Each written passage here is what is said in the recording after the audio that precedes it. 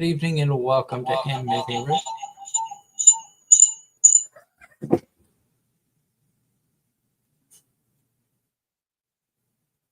I am setting things up where I can see the chat, so I have the phone open as well.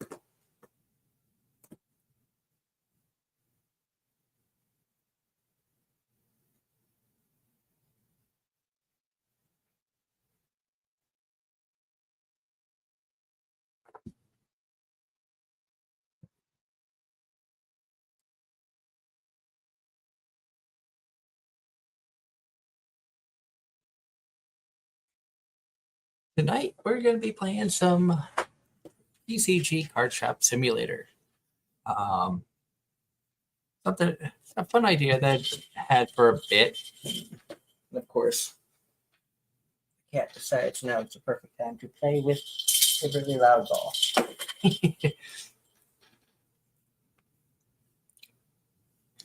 But tonight, going to be doing a little challenge. You can play for about 10 in-game days, just to see which one is a better way of doing things with the game.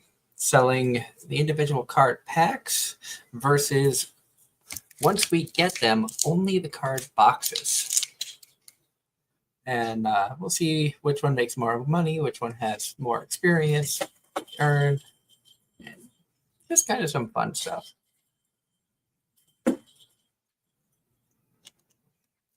Darren will probably be joining us in a little bit. I didn't tell Rob or Angela that I was doing this. It was kind of a last minute idea. But let's hop in. Start a brand new game.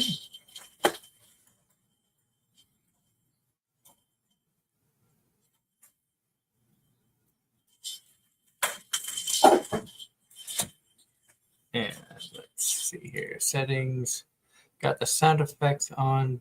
Music off. Auto next card.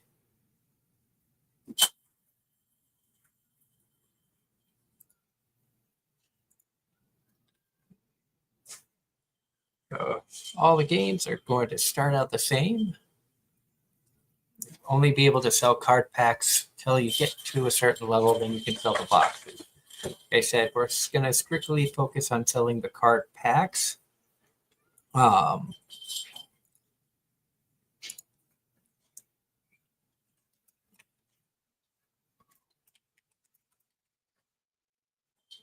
So that's what we're going to call this one.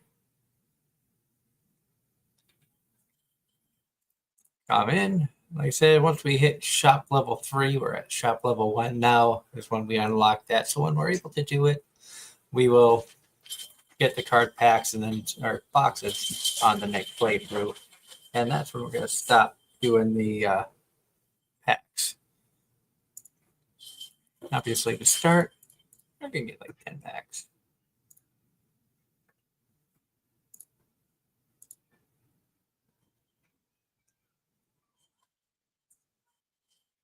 And up here, hit purchase. Tap out, we'll grab everything.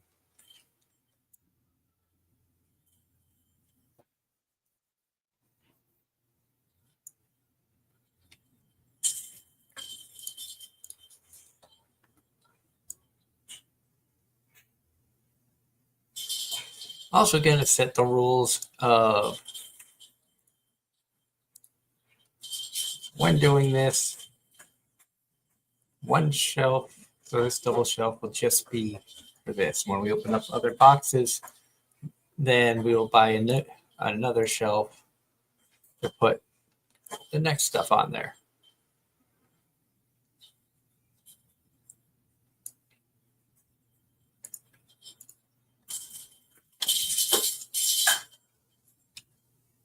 Hope everybody's having a good night.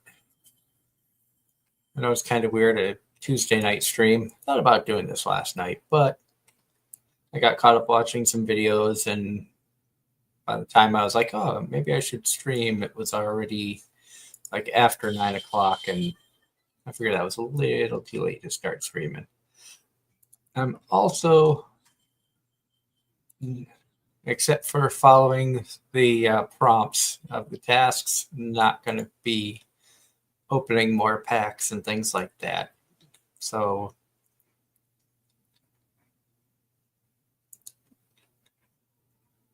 when it comes to like card table, things of that nature,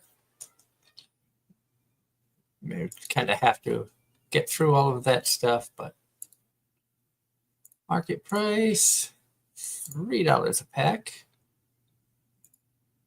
We'll open up, and we shall see how things go.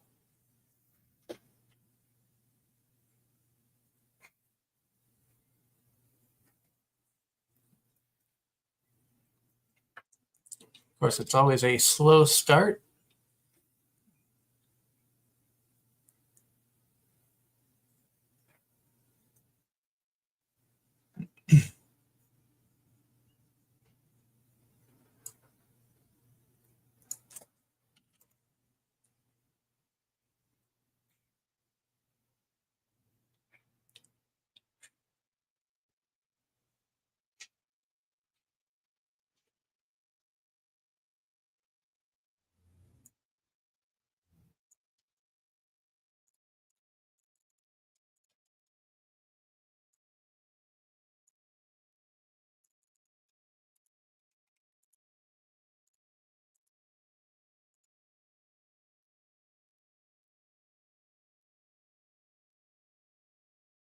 I am going to decline on that. I forgot to shut off the people selling cards and stuff.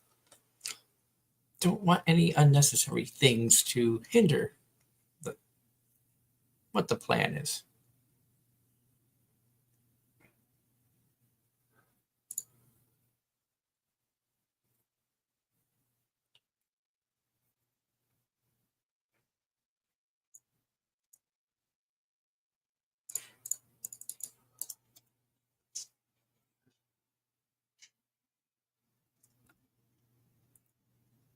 Obviously, I have a feeling I know how things are going to turn out doing the two things, but we shall see.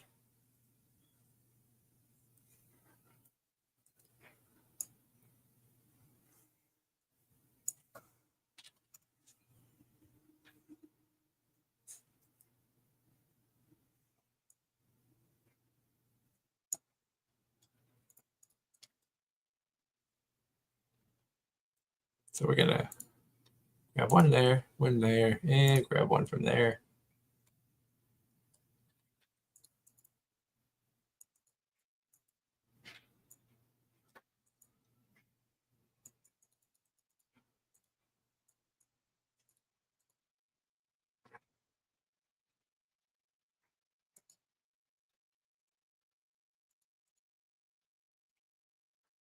I had it set up to where it was going to go faster than that.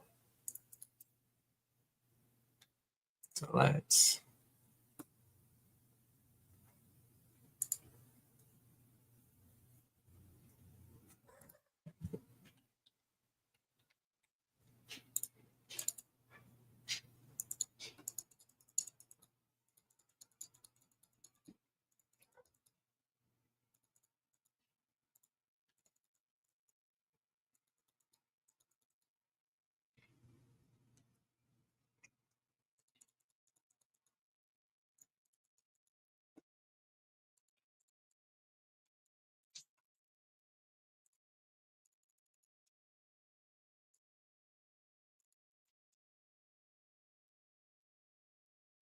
now it says to buy a play table, put it in the shop.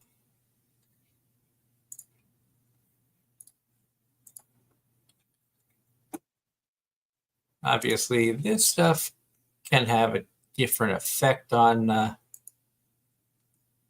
some of the numbers, so it's going to be a little bit of a alternate. So we're going to wait till we get 10 players in there, and then get rid of the card shop, or get rid of the card table.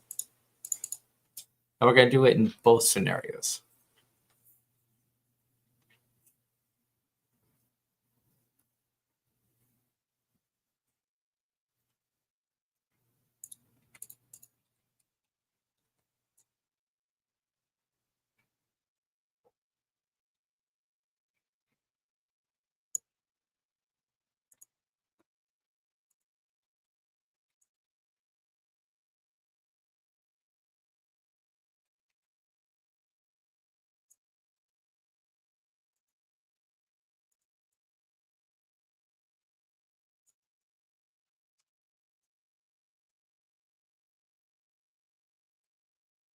That'd be interesting too to see, which one has the higher experience points that are gathered, and which one has the better. Hello, Kaya. How are you? If you'd like, you can join us to chat while playing. I can send you over the join link.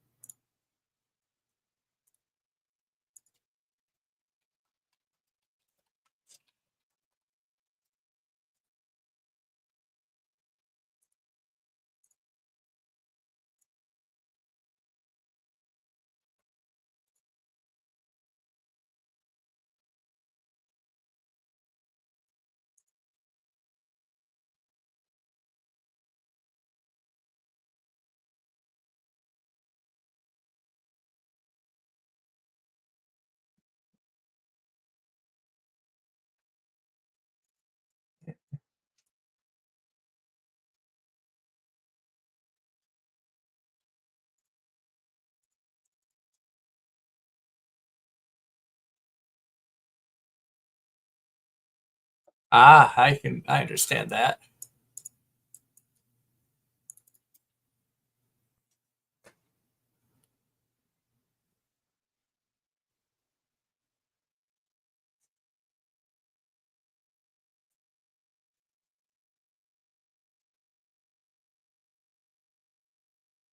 People are liking the price.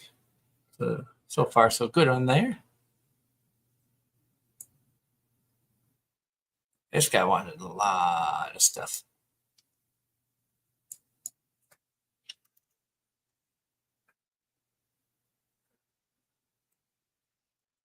Oh, wow.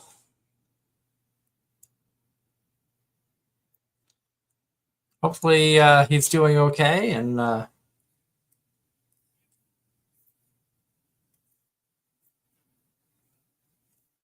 hopefully everything gets better. That's for sure.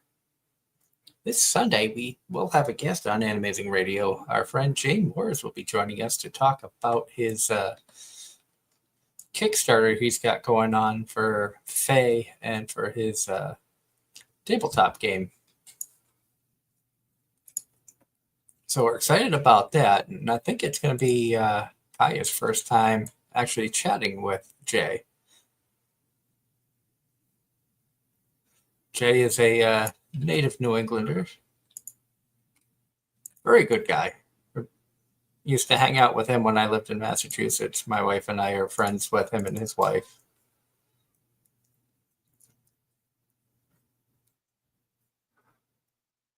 Decided to go no camera tonight just because I'm just playing a game, give the screen time to the game.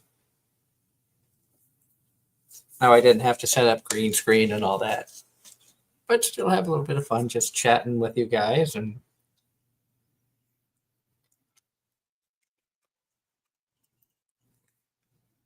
I did start a couple of animes.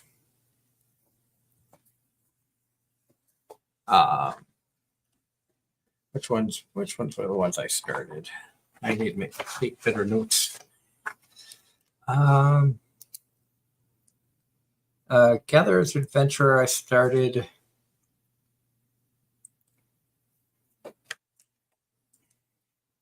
And I forget what the other one was.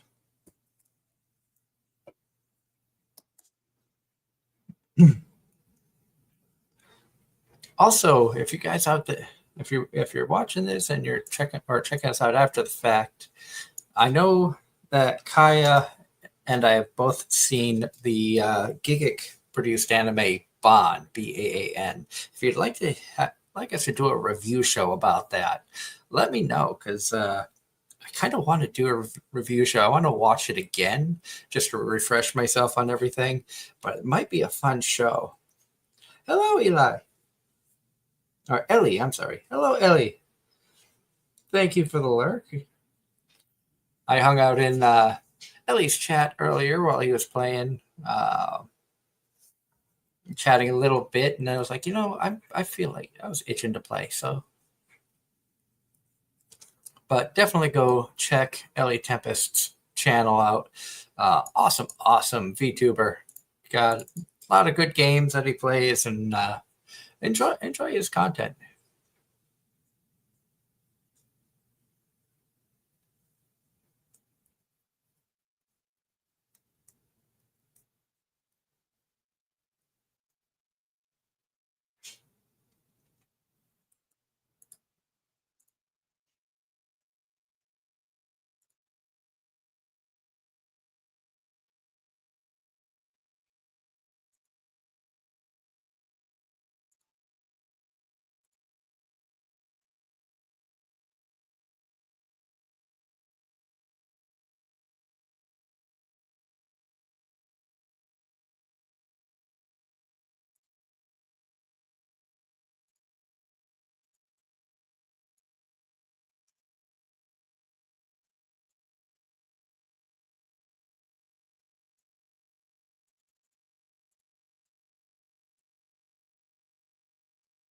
And the days go until 9 p.m. on the top of the screen.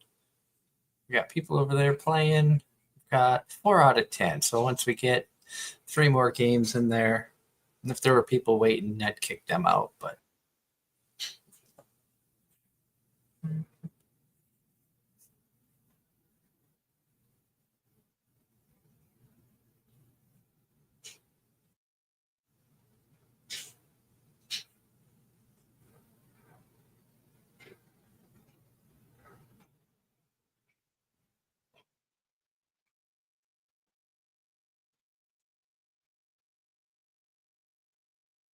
when I'm playing the game, I kind of started getting away from having too many card tables, because it takes away from people coming in and buying cards, because you only have so much space in there.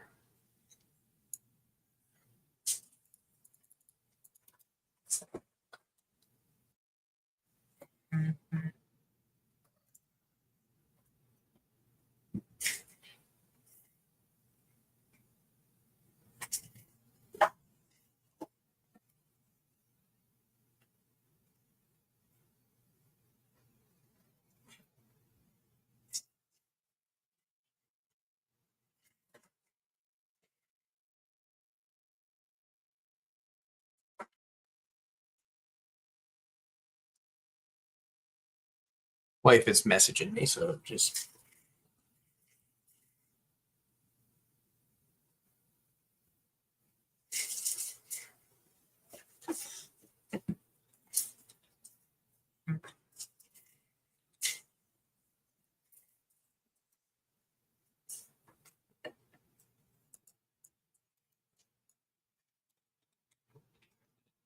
all right. He sits down, they start playing.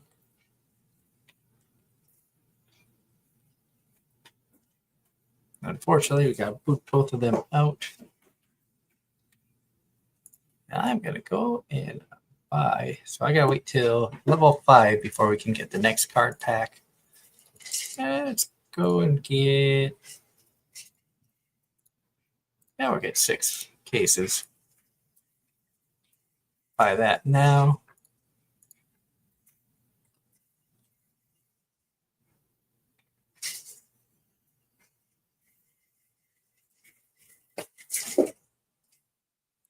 Like I said, of course, we have the cat. It's got to go crazy in the background. That's okay. She's a kitten. She's having fun.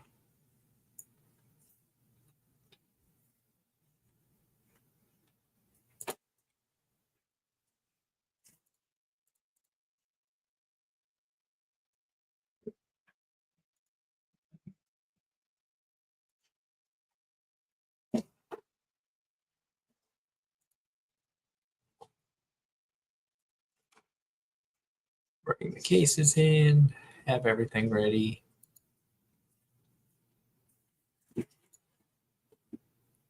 So once we get one more group to play at the card table,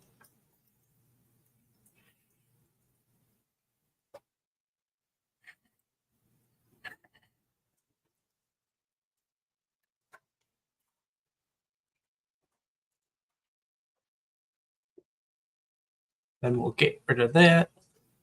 Like I said, the numbers up top will be a little bit skewed from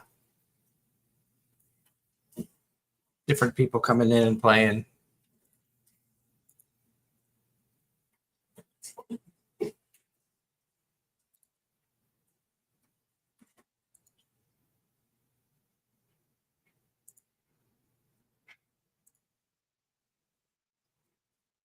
If I wasn't doing this a fun little challenge like this, I would have been busy opening up a ton of the card packs while waiting for customers to come in.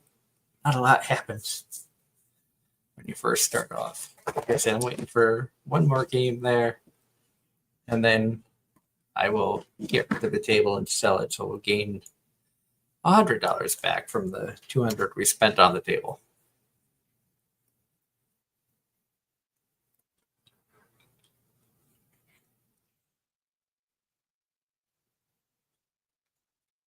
Early in the day, not a lot of people around. See, there's only a couple people coming. As it gets later, we'll see more. Might be fun at some point just to walk around and see how far away you can get. Never actually like looked at any of these other stores. And it's like, can't interact with anything.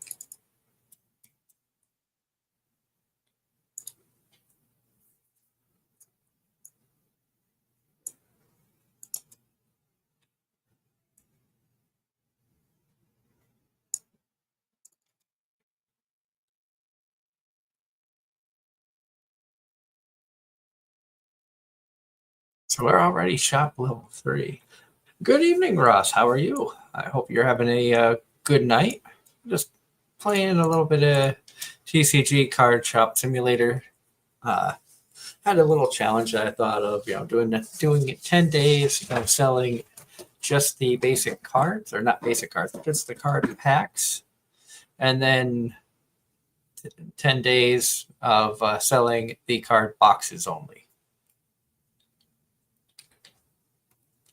I also thought about, with the sleeves open, selling those as well, which I might do just to add a little variety. But that is not open yet. That's new. I don't remember seeing that before. So shop level 4. Once we hit level 4, I'll buy one of these shelves and then go after the. Oh yeah, I'm gonna have to.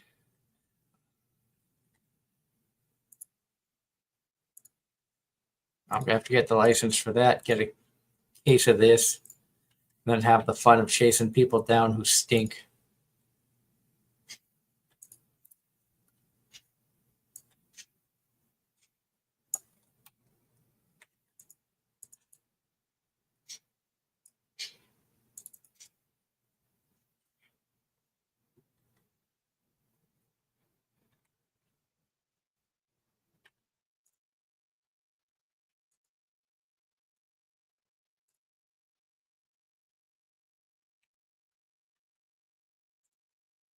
So no more playing of the games, just buying of the cards. Oh, we hit shop level 4 now. So that means I could get another one of these. They're expensive.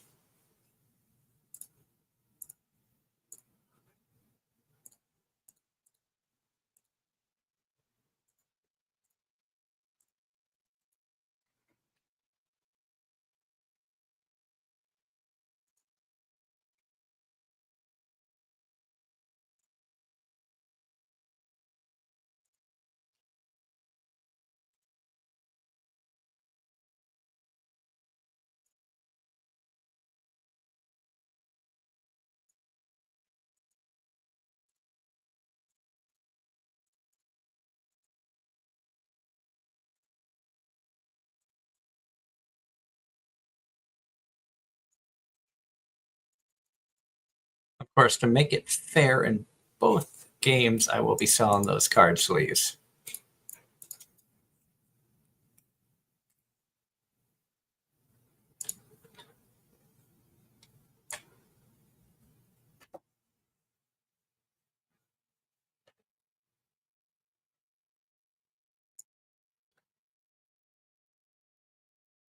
Oh, I hope you get some good sleep, Ross. Sorry to hear that you haven't had good sleep. I know what that's like with the work schedule that I've been having. Uh, I was not getting the best of sleep the last couple of trips to Hagerstown. Don't know why, but it's tough to go all day and off of bad sleep.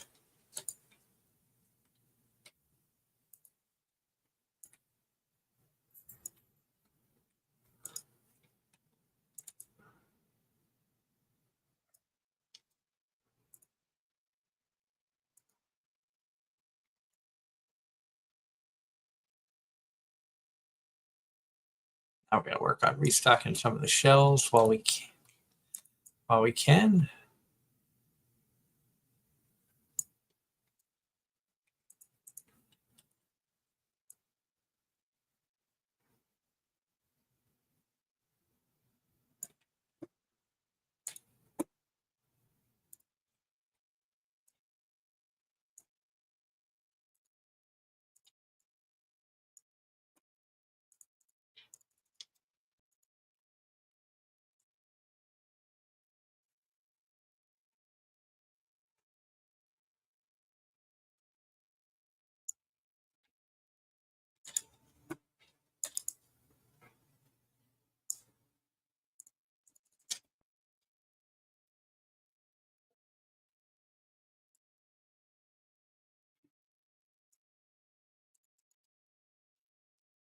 Ross says that he saw one of the new animes on his list that aired today, Yano-kun's Ordinary Day. Says it's funny. That's awesome. Glad you're enjoy. Glad you found one that you enjoyed. I did finish up with Ruri Rocks earlier today. That was actually a very entertaining show. I did enjoy that. Like I said, I did start a Gatherer's Adventure in Isekai. I just have the feeling that that's just going to be one of those mindless entertainment shows. Not really much substance to it, but I'll probably enjoy it nonetheless.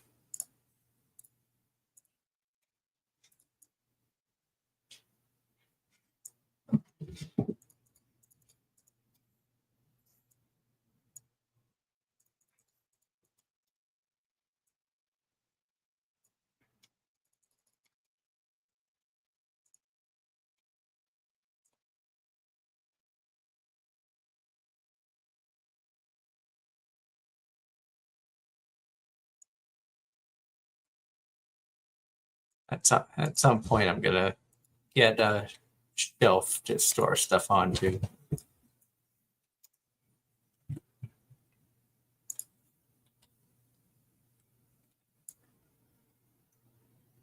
Like I said, the goal is to compare at the end of 10 days for each.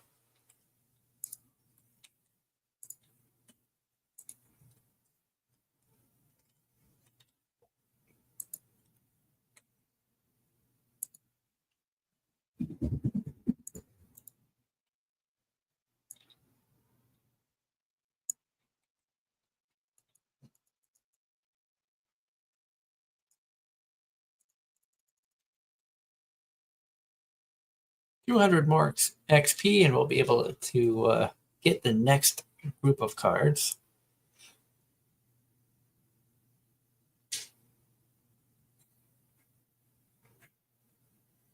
This guy's trying to clean us out. There we are, shop level 5. So at the end of this day, we will, as long as we have the money, we will look at getting the next group of cards.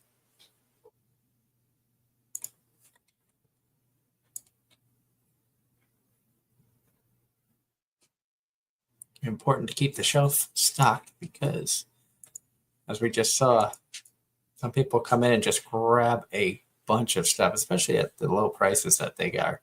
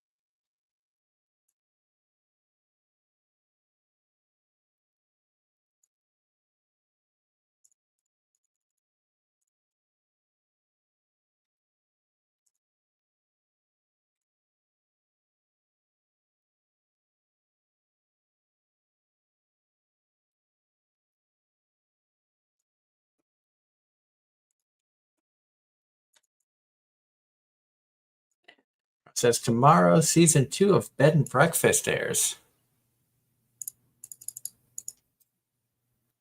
I am looking forward to that one.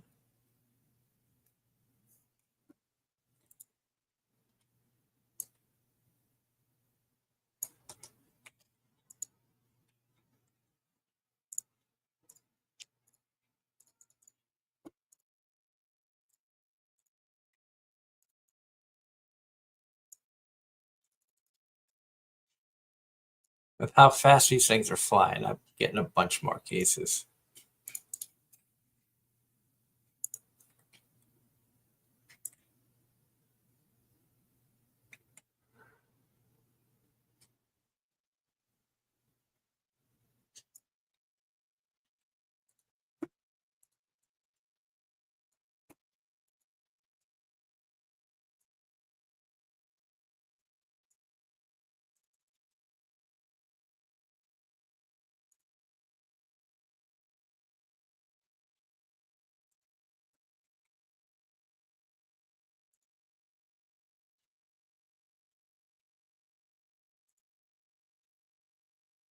And we are closing in on the end of the day.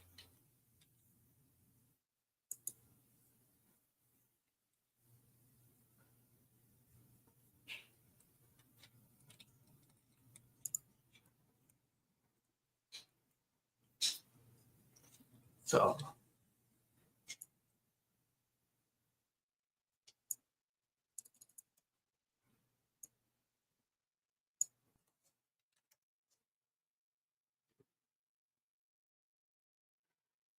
I think we're going to fit one, maybe two more people in.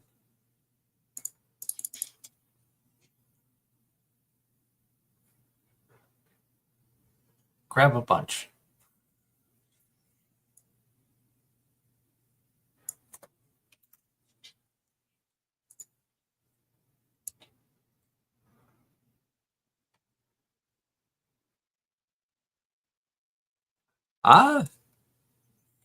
I would agree with that. Ross says Crunchyroll CEO says anime is no longer niche, which I would kind of agree. Anime has become very mainstream. You can find it everywhere.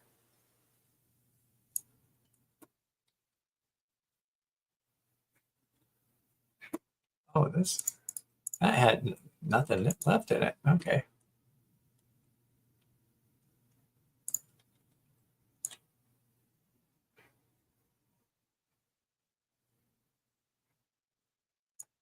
There's also so much anime out there. Lots of good shows. So we're going to buy 4 packs of that. And I'm going to get the license for that. That's going to drop us down to 12.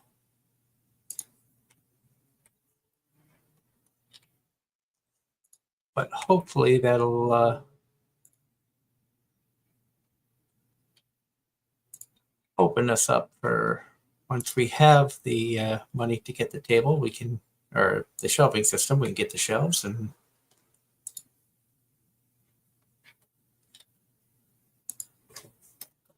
hit start.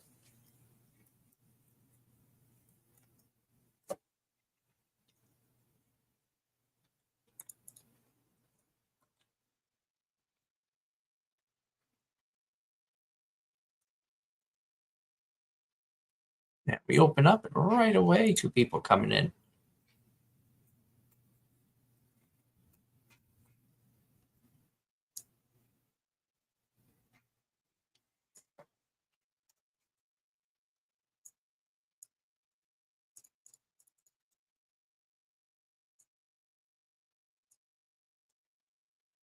Thank you. Have a good day.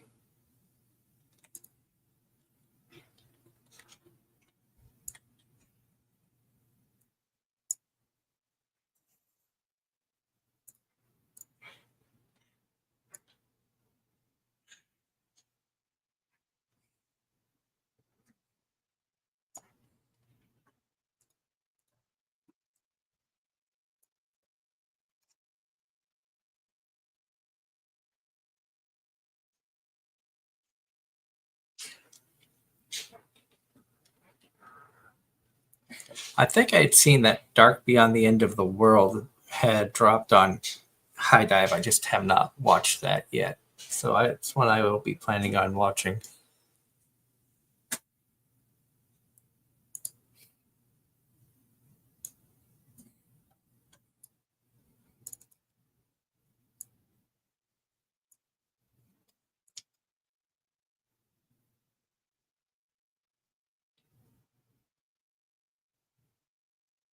And I see the task up there for buy a card table and put it in the shop. We don't have the money for that. That's like I think the card table is what, 400? Yeah, 400. I wanted to get another shelf to start selling other things when we had the money.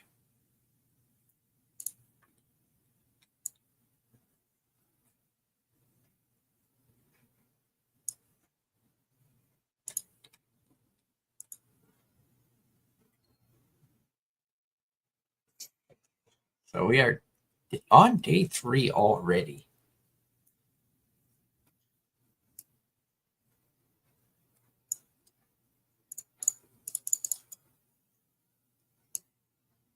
And got a decent amount of stuff here.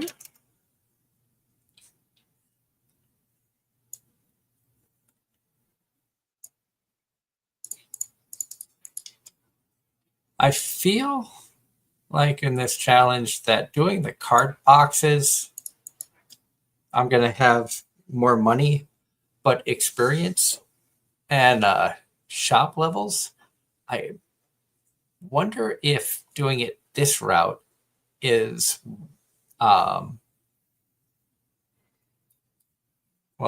be farther experience wise with just the cards, just the card packs, I should say.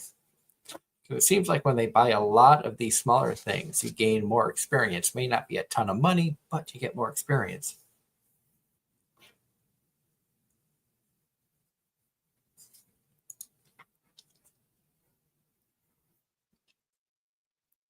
I appreciate that, Ross, that you're not going to spoil episode 0 of Dusk, since that is the prequel of the story.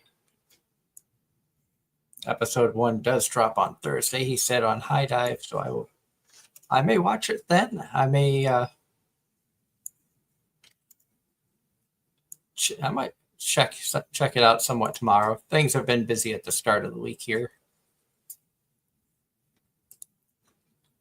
I am on vacation from work this week, which is nice, but the vacation is to help my wife prepare for a bodybuilding competition she's got coming up this weekend. This weekend, also, if you're in the Philadelphia area, we're going to be at Animate Philly on Sunday. So keep an eye out for us, and hopefully we can see you and say hi. Looking forward to it. Want to Animate as a part of the GalaxyCon family of conventions, and I enjoyed I believe it was GalaxyCon that we went to down in Raleigh with Darren a couple years ago, and enjoyed that event. Also, I'm also hoping that at the convention that I can find some good mystery bags. It's been a while since I've done a mystery box opening.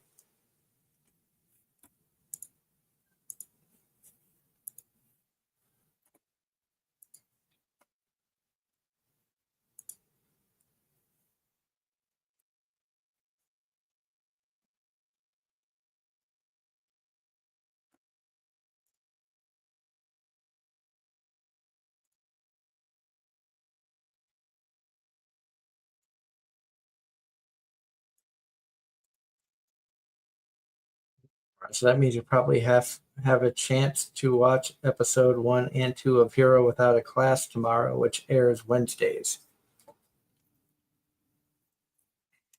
You know, that's the other one I started, Hero Without a Class.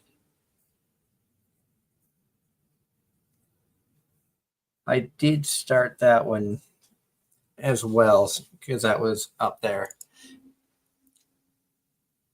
And that has an interesting start to it. I think that has potential to be a good anime.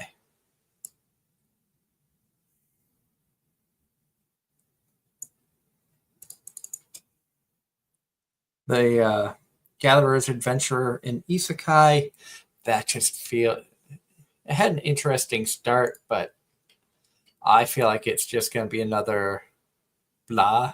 No, I can't say blah. I don't think it's going to be horrible. I think it's just going to be another, your basic isekai anime.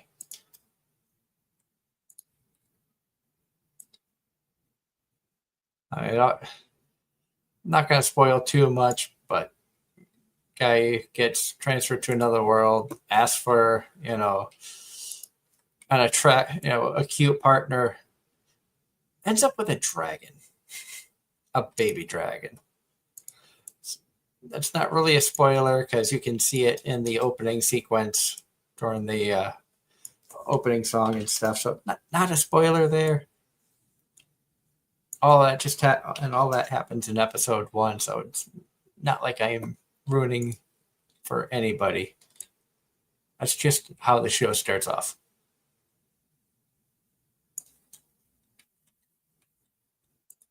Feels like it has a chance to be a very corny anime.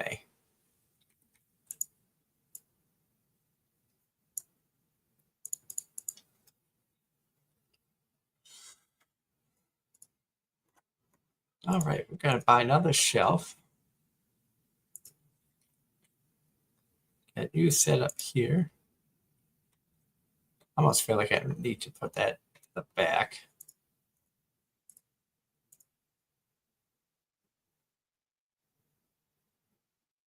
Oh, those are expensive card packs. I'm going to have to wait a bit before I get those out there.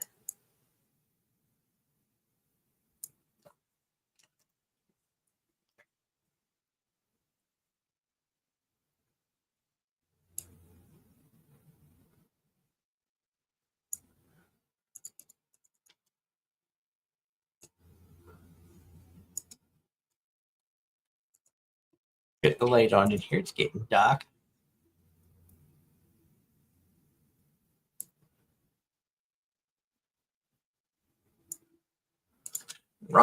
Ross Sanchez says, speaking of dragons, Doug, reincarnated as a dragon hatchling anime is in the works.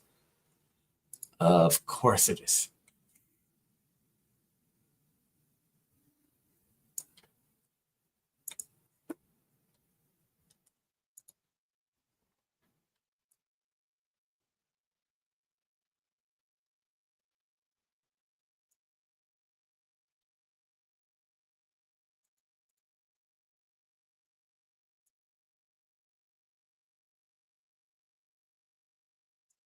Why does it not surprise me that there's an anime coming out about being reincarnated as a dragon?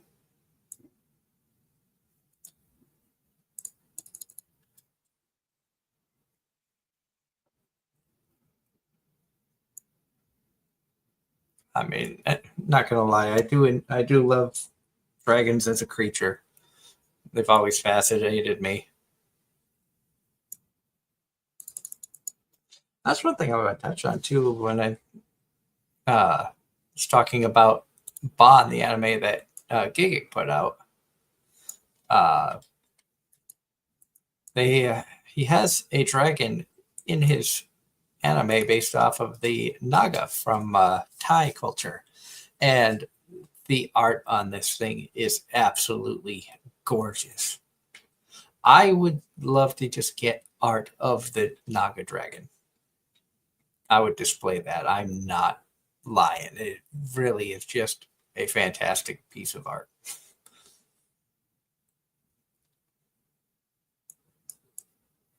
And it's looking like I'm going to need to buy some more some basic packs here before I can think about stepping up to getting the other ones. So let's go for those.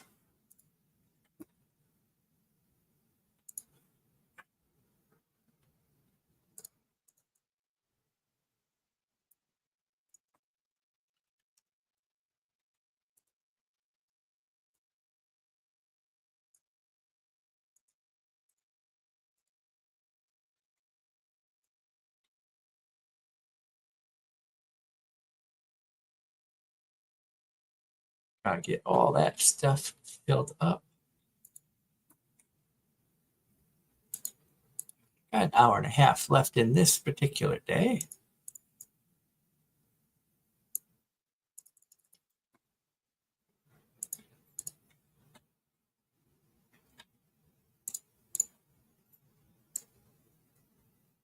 Oh, this guy wanted a lot of stuff.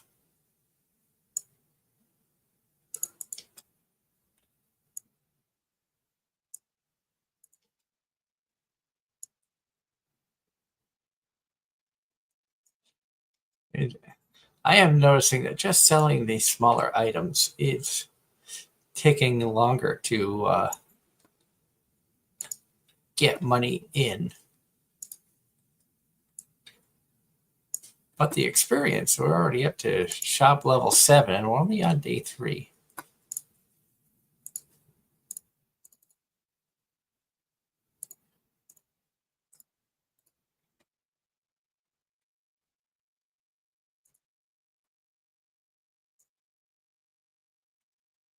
Of course, we're going to have some people who are upset because you're going to be coming in looking for boxes and other things that we don't carry because we're not carrying them yet.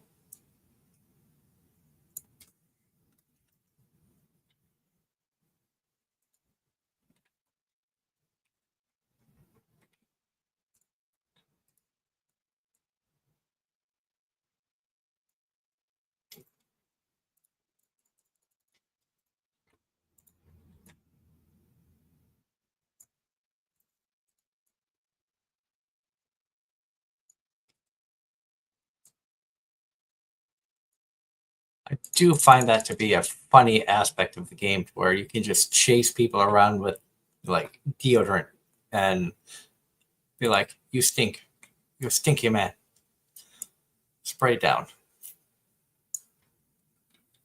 That would never fly for in real life. But in a game, you can go ahead, do that, and get away with it.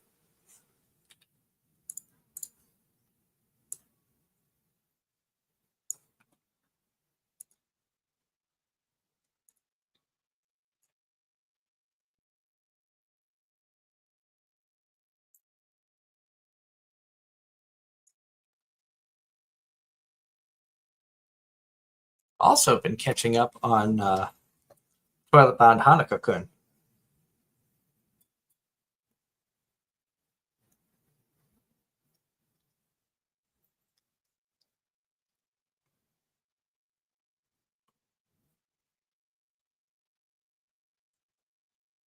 And Ross in the chat says he doesn't know how to feel about Bond. The description of it does not match the anime itself. The description says 2 people search for their place in life,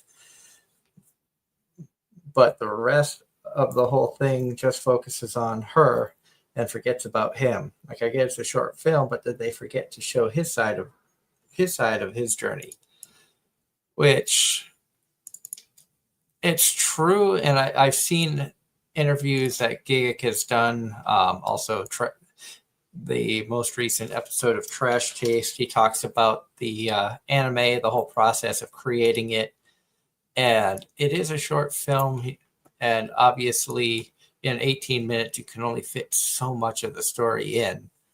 But I think it leaves a lot open to if it gets picked up or if he's able to continue the story, do they focus more on his side of the journey next time?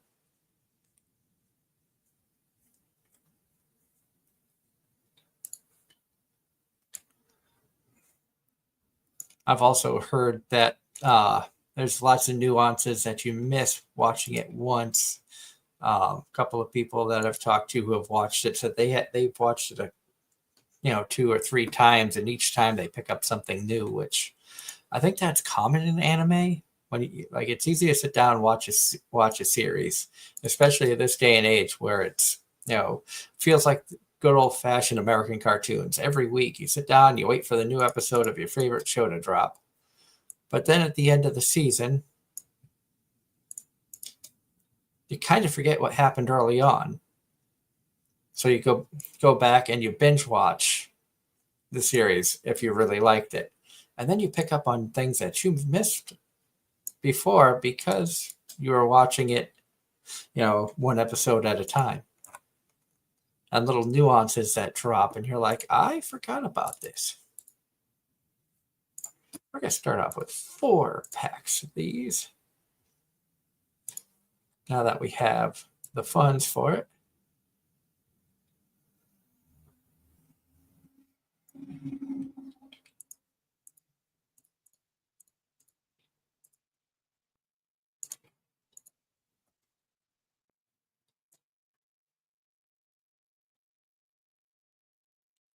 I always do 10% and then round, either up or down, depending on what the number is.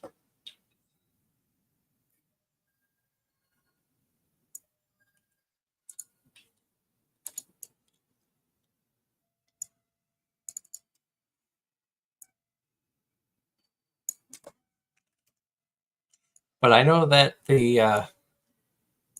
having seen Giga talk about Bond, he does say that it talks about home and finding a place where you belong,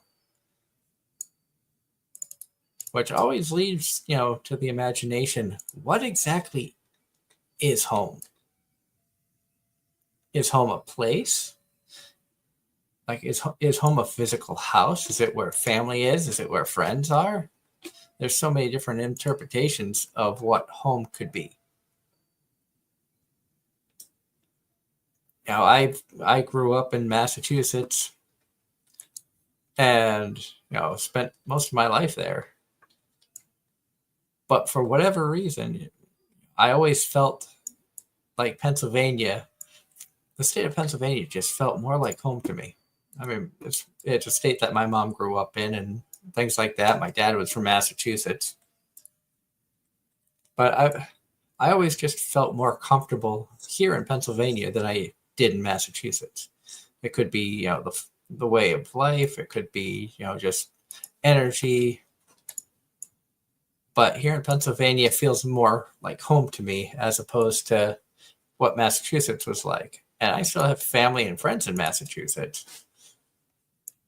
And I cherish the time that I had out there.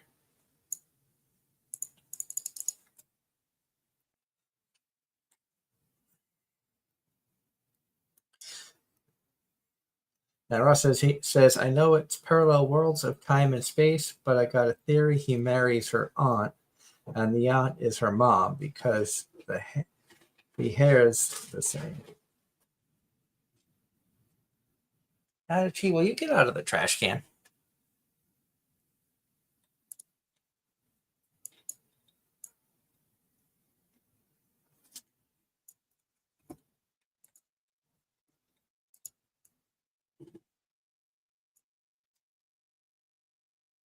Well, Ross, I know you're talking about Bond. The thing is that his story and her story are very interactive.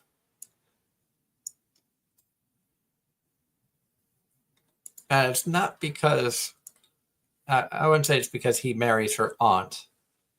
It's, and spoiler alert, I will say this is a spoiler. For those of you who have not seen it, go ahead and mute, and then I will make my character jump when you can unmute. But her dad is actually the main male character. So it shows his journey leaving home at the beginning, and then her journey leaving home, which is their home.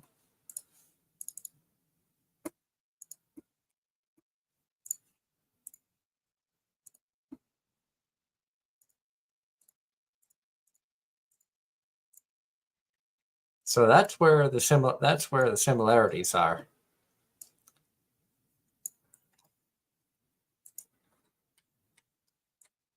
And all of this information came right from Gigic during the most recent episode of Trash Taste. I don't think adoptive. I think it's actual dad.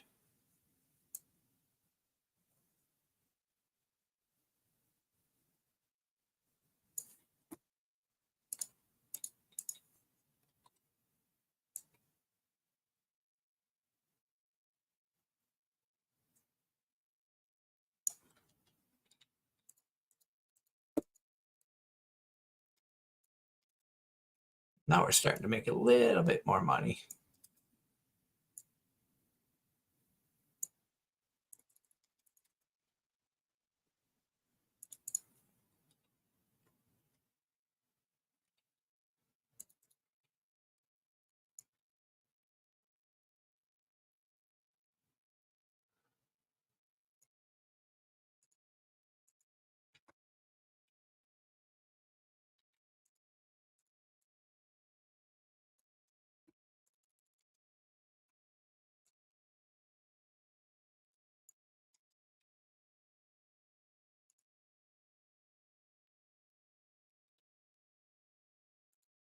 And like I said, this Sunday we will have a guest on the show. We will have Jay Moores joining us, talking about his Kickstarter he's got going on. We'll have more information up when the time comes on that. So be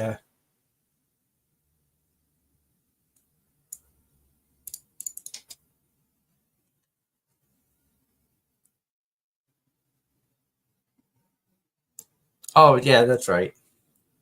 Adoptive father. You are correct about that, Ross. I forgot about that part.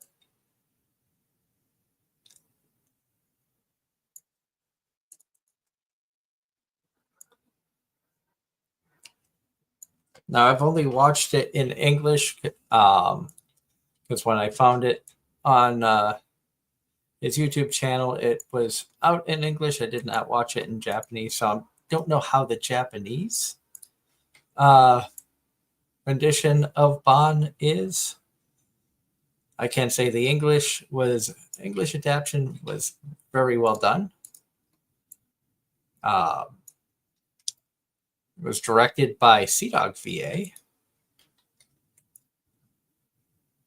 who I know is good friends with Garnt, and I think he did a good job with directing. I think the fact that he has experience in the booth, sometimes it feels like that would, not always, but I feel like that could make you a good director because it gives you a sense of, okay, this is what character needs, and this is what I think you need to do to get it done. And it looks like Darren is ready to join us. So hello, Darren. Hello. Sorry, end of the month inventory. I got caught up with her counting. Oh, no worries. That's why I said, when you're ready, join in.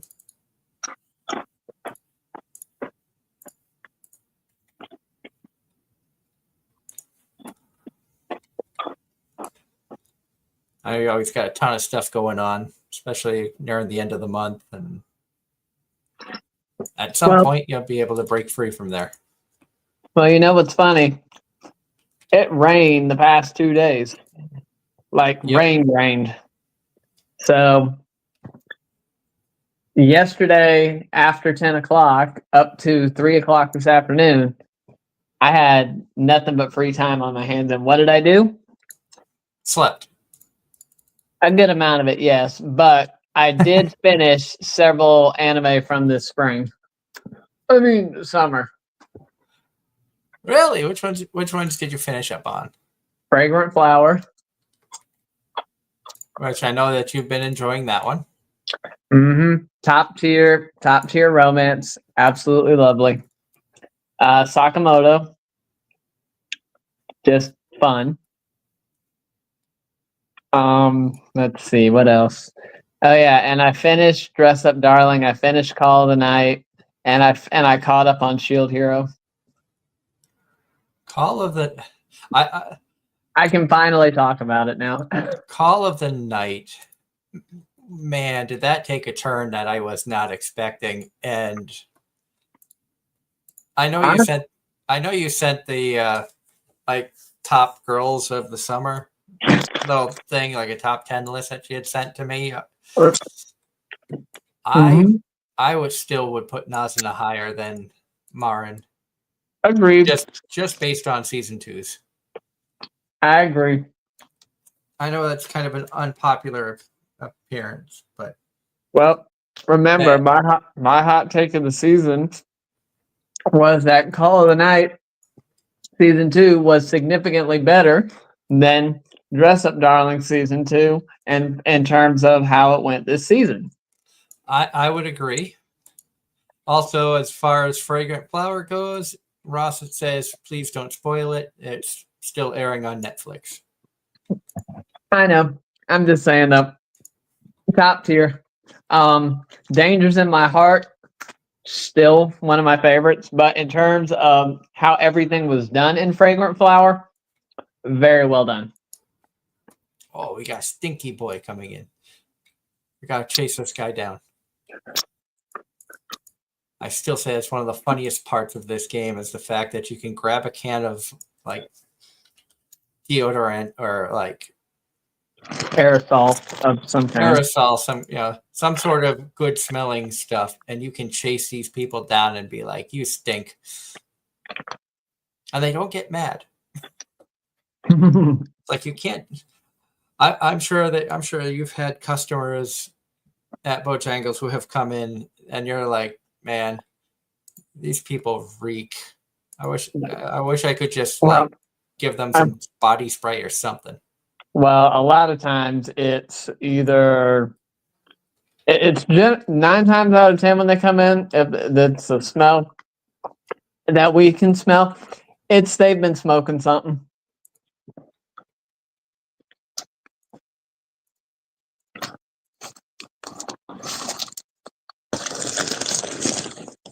But yeah, it was funny. In that top 10 list, the detective was up in that list, and honestly, I agree with that. Like, she turned out to be rather nice. Yeah. Just gone through a lot. I mean, when you found out who the detective really was, it was like, dude, really? It makes sense, but you didn't really put 2 and 2 together until you learned more of Nazuna's backstory. Well, probably the best fact of the whole show was she didn't remember anything. Yeah. And the fact that she doesn't remember her human past because, spoiler, she was never human. Exactly. She was, she wasn't turned into a vampire. She was born a vampire. Mm-hmm.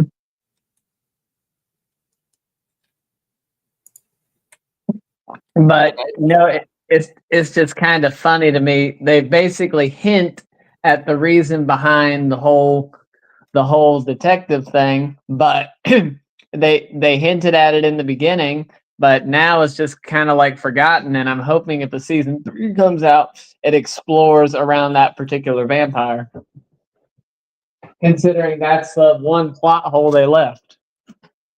Which plot hole was that?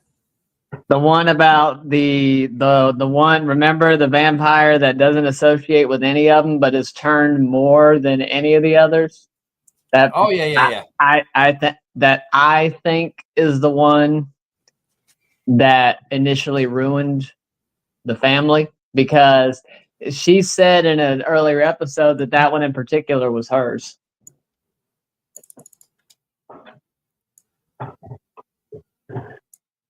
Yeah, I mean that season 2 had a lot of stuff to unpack. That's for sure.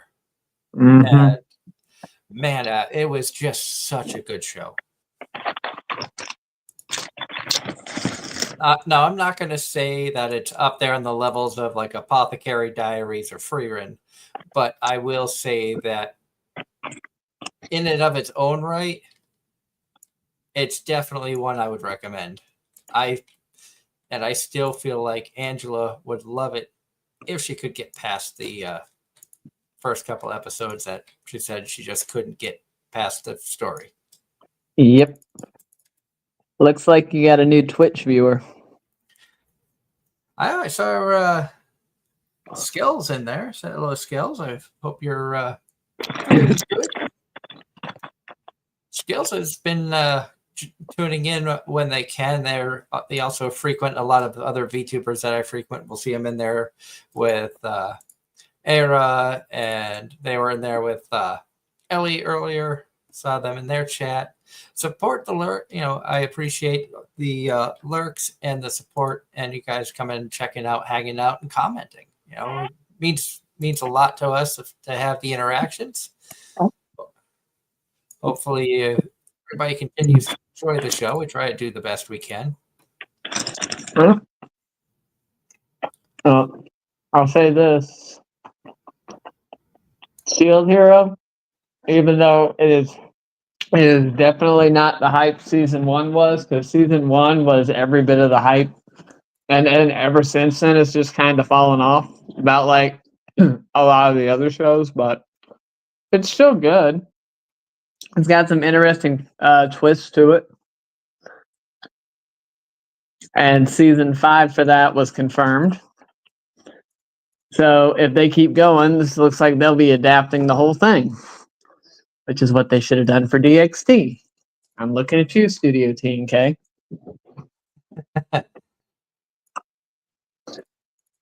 That's right. Call him out.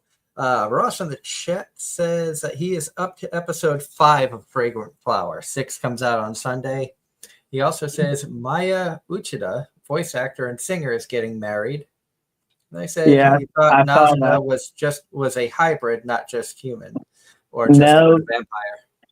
She is strictly a vampire because even though she was the offspring of a vampire and a human, to my understanding, she is a full-blooded vampire because she has no human characteristics. She's still. And the fact that she gets like embarrassed when people talk about romance, I think that's one of the things I find endearing about her. You know what I mean? Well, it's amazing. You don't know a person, you can talk about stuff like that, and everyone just kind of laughs and it rolls off your back. But the more you fall for a person, that stuff becomes harder and harder to talk about. I loved when they asked her if her and what's his name kissed, and they just didn't say anything, and she got bright red. And then they started laying into him.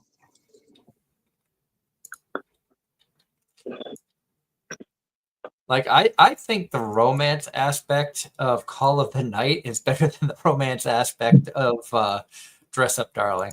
Agreed. As of right now, I agree. Now we'll see what happens come season 3 on, because I'm sure there's going to be a season 3 on both. I agree. But if we're doing the comparison head to head, I think season 1 goes to Dress Up Darling. Season 2 goes to Call of the Night. Agreed.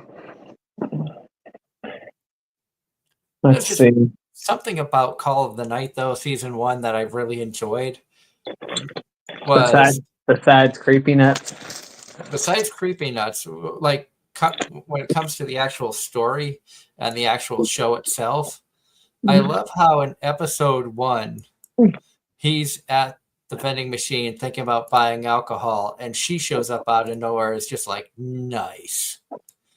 And then in episode 12 or 13, whatever the last episode was of season 1, the roles are reversed.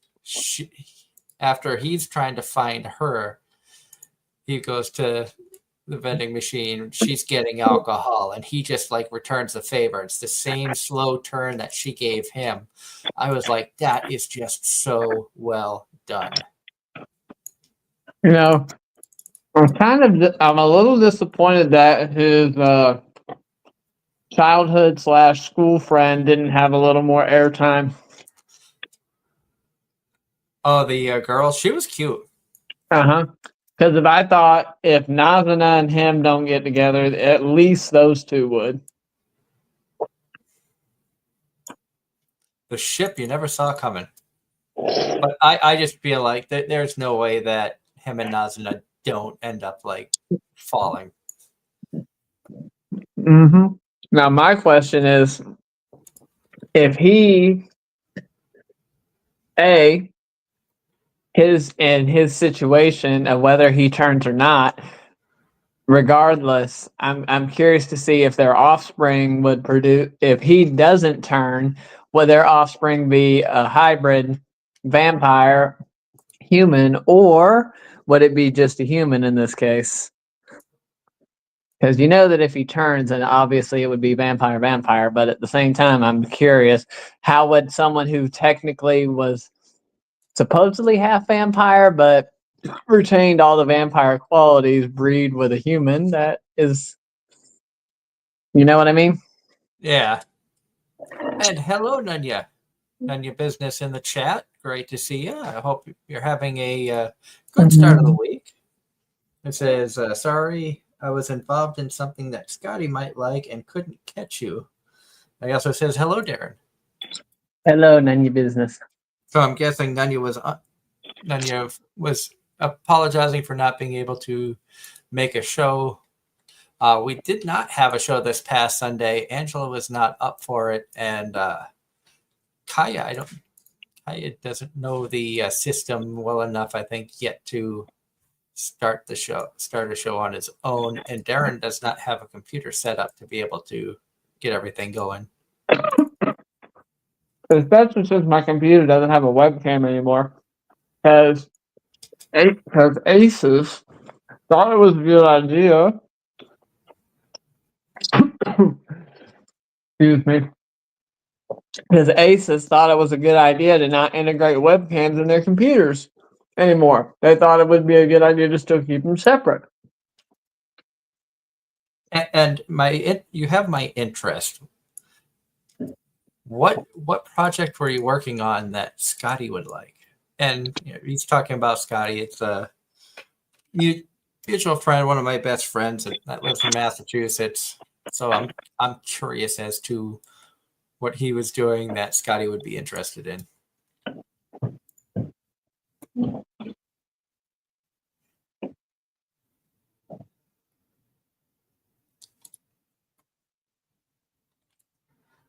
And we're finally making a decent amount of money now that we got the second set of cards in.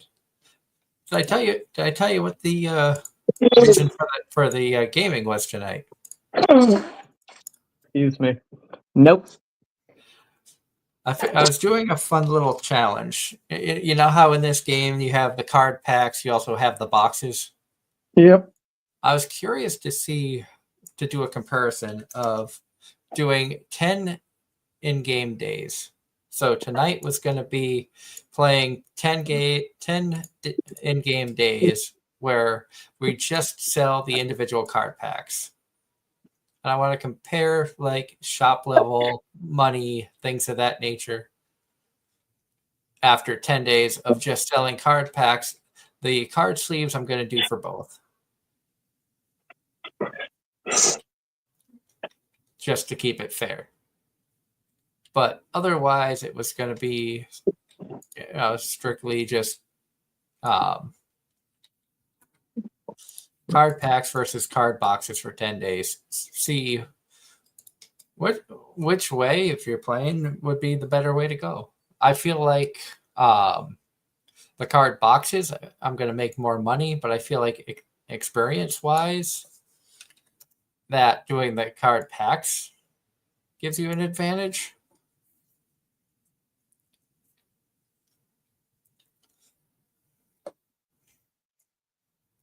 Concerning the fact that we're only on day 5 and we're already almost halfway to level 10.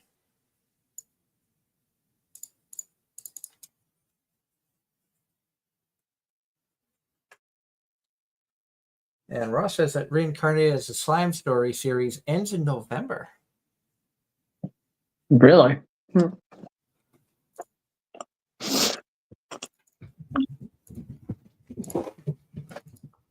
Well, let's see. Well, one show I did not watch this season that I meant to watch this season, and the reason I didn't start it was because I forgot I hadn't seen the movie, was Rascal Does Not Dream of a Santa Claus. You do like the Rascal franchise. Yeah, because it's good. When you have time, you really need to at least watch the initial series, because I think you will go. I think you'll be quite perplexed at the story as a whole. But will I find the characters that I like, considering the fact there's no dragons? Yes, you will. I think you will like them. I think you will like them because they're all, and also I think you will. And I'm poking fun at myself on that. I know. I think you will enjoy the Sakuta's personality and how straightforward and blunt he really is. I mean, I've sent you clips before of how his personality is, but I think you'll appreciate it. You haven't seen Origaru, have you? I don't think so, but I don't remember. Okay, and you and I have are in the same boat of we've seen probably seen like 400 anime each. I'd say 300 to 400 anime that I've seen, and you're probably right there with me. Probably. And then, yeah, we still need to finish or continue working on your My Anime List account. Yeah, that could be another fun stream at some point to go through and be like, oh, well, let's update this. Yep. But let's see. But basically, Sakuta's personality is if you were to cross Hachiman from Origaru with his name escapes me, but what's his name from Classroom of the Elite, which I don't think you've seen either. Nope. Ross, help me here. Have you seen the Bunny Girl franchise or the Rascal franchise?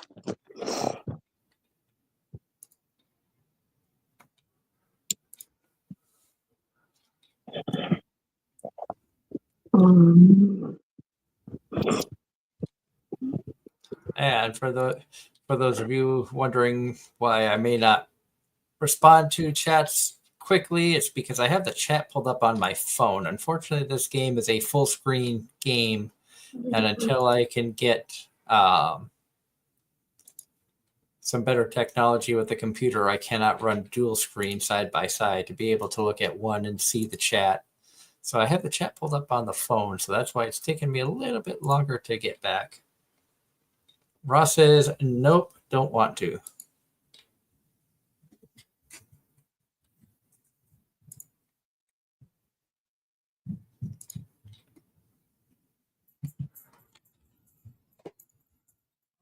Oh, I can also tell you this much, Darren. I did start a couple of the new shows that are airing this season for the fall season, I started Hero Without a Class and also a Gatherer's Adventure in Isekai.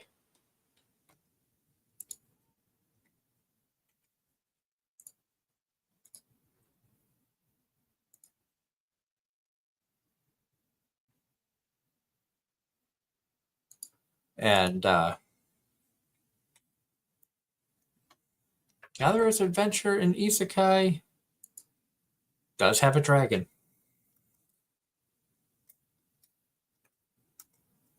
Hey, we made some profit on this day.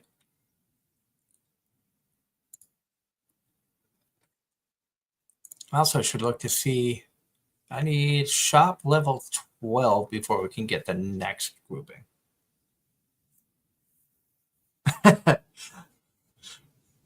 Ross says he killed Darren with his answer. I'm sure we'll hear from Darren shortly. I just looked at he muted his mic, so he might have a phone call or something that he's doing.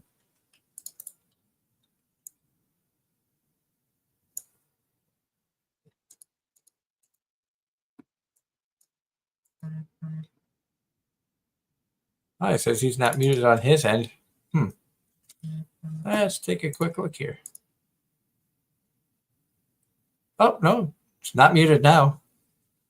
Talk, Darren? Oh, something happened. He disappeared. Now, there he is. I was about to say, am I back now? You are back now. Yeah. What happened was I accidentally closed out my browser by accident. I had a customer texting me this late, and hold on. Bless you. Excuse me. Yeah, I had a customer texting me considerably late, and I went to respond to her, and I accidentally backed out of the thing. So I logged back in, or I came back in, and it still showed me on the thing, but it showed my mic was muted, and I'm like, but my mic ain't muted. And then you finally figured it out, I guess. You had to kick me out and let me back in. I don't know. Excuse me. Typical technology. Mm-hmm. Typical AZR fun. But Ross says that he has not seen the Bunny Girl franchise and doesn't want to, not interested. That's sad, Ross. I think you'd actually enjoy it. I'd at least give it the first episode.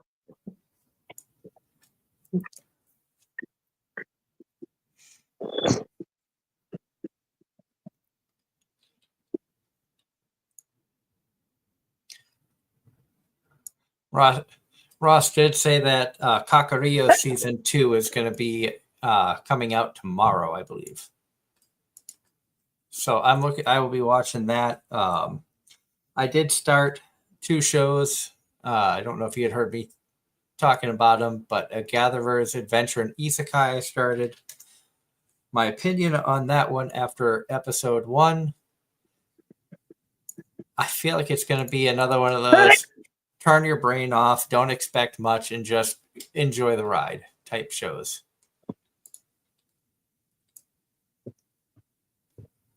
Especially concerning the fact that it starts off in the typical way of the guy dying, sees a god, maybe not the god, but somebody who says that they're like a god and grants him powers. Asked him if there's anything he desires. He said, yeah, he'd like to have, a cute sidekick. And the last thing you hear before he gets transported to this other world is, you did say you wanted a cute sidekick. Hopefully this will do. And they leave it at that.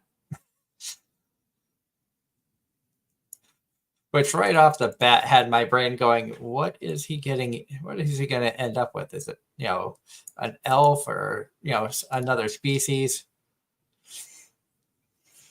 I'll spoil episode 1. It's not really much of a spoiler because if you watch the opening music, you will see that, he has a partner that is a baby dragon.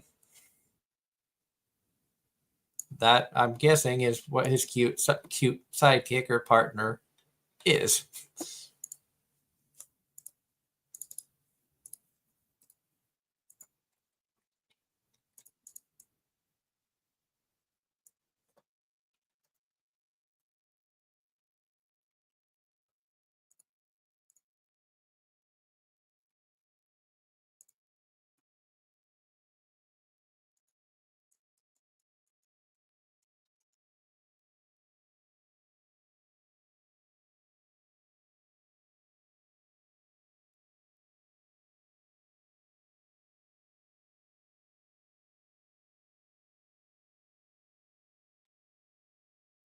Ah,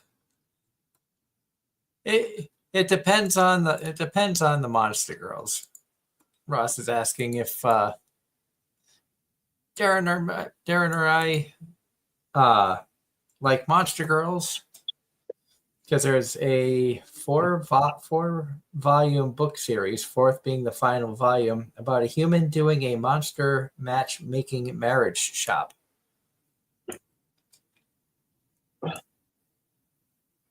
Monster matchmaking.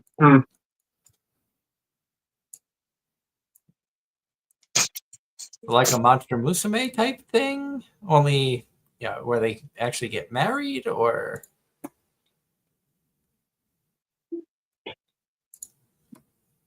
Elf Girl, Werewolf Girls, Cupid Girl.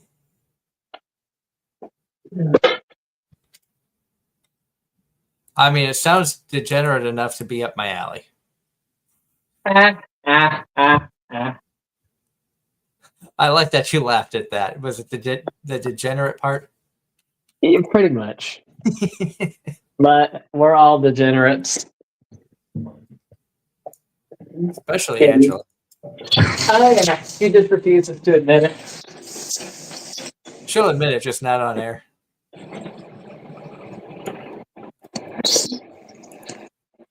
That's what I mean by she refuses to admit it.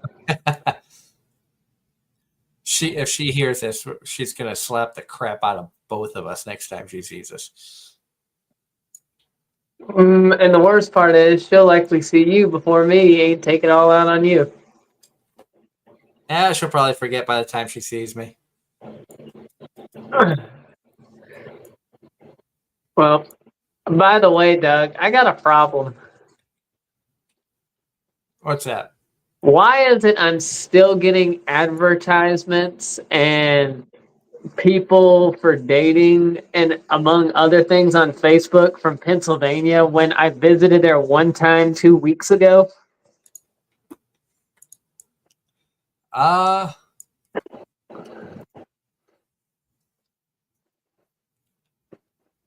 don't know. I'm just like, I went there for 2 days 2 weeks ago, and I'm still getting stuff like insinuating that I'm in Pennsylvania. Like, what the fuck? On top of that, I had a good match, or who I thought was a good match, and guess what? She was in What? Pennsylvania. Well, maybe it's just a sign of saying, I mean, most of my relationships were with girls who are not from Massachusetts. I got married to 2 of them from New York. So northern women like southern boys. Got it. Well, you just got to give them that southern charm, and you'd be good to go. I guess. But the problem is, and I agree, that social media has killed dating because you can't show personality through text. Yeah. You have to actually meet the person first, which has become so much harder.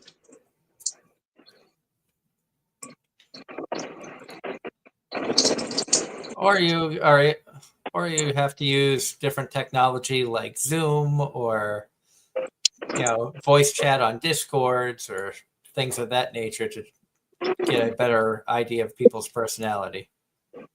Exactly, and even I'd say then, Skype, but that closed. And Remember that's the the days of problem. Skyping? Yes, I remember the days of Skyping. And then let's see, beforehand, I think it was Uvu or something or another that my friends would post random screenshots of.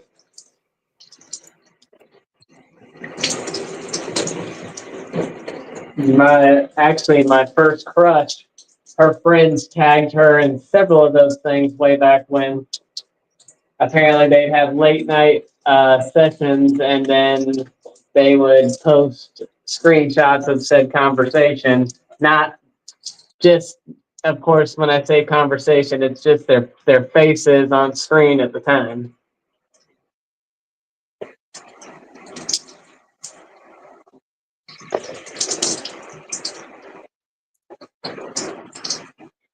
And Nunya in the chat says, at Aaron, it's geolocating according to your history, Wi-Fi, cell ping, search history, etc. People to this day deny your Wi-Fi ping is tracked, despite there being multiple cases where IPs admitted to selling that data. So that is probably why you're getting stuff for Pennsylvania, because you came to PA. And what kills me is I only use my Wi-Fi for a brief period of time at your house, and I don't think I did it through my phone. I think I did it through my tablet. Well, plus, the phones are, basically GPS locators, so they can track everything you do and everywhere you go through your phone. Oh yeah, I know.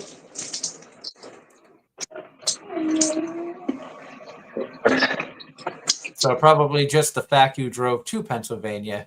Mm-hmm. It's like, oh, well. Yeah, and look, like I think in particular, my Bumble is the worst. Because when it was showing me stuff the other day, all the girls were in Pennsylvania, and I'm like, I'm no longer in Pennsylvania and haven't been there for over a week, and my location on my app is showing Beefway, North Carolina. So, what the heck?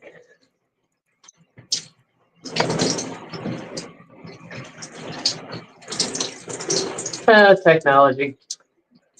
Yeah.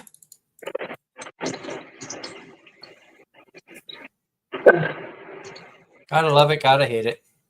Yeah. Now, question about the game, and I'm really curious about. Okay. Does following around a person with your can of aerosol affect their decisions on how much they're going to buy? I have not seen that it does. I'm just curious. Because I've sprayed down people that were at a counter, that were like buying stuff, and they've come up to the counter and gotten $400 or $500 worth of merchandise. And I've had people who just genuinely reek, not done anything about it, and they've bought one card pack. I do know that, other customers being around it will give you bad ratings, saying that your store stinks, even though it has nothing to do with you. Like this guy, I just sprayed him down, and he had $40 worth of stuff. We gained 104 experience points.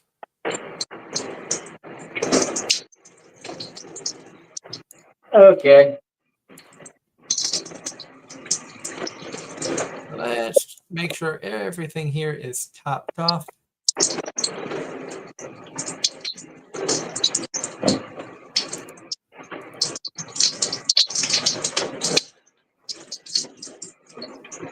Before I end the day, if I need to stock up on stuff, I want to be able to buy it and put it on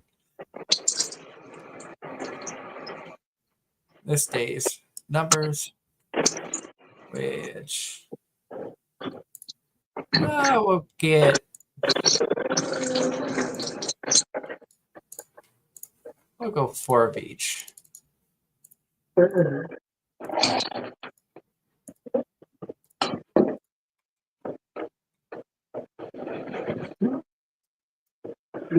And we turned a $490 profit on this day.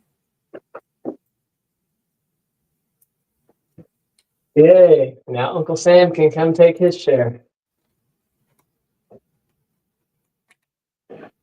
Oh, speaking of which, I have to pay bills. Oh, don't remind me. I got hit extra hard this month.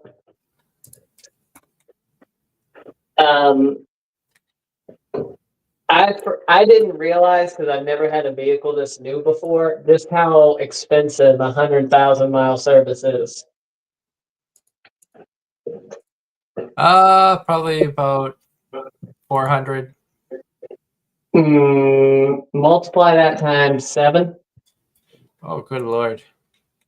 Remember, borderline commercial truck here. Yeah, true.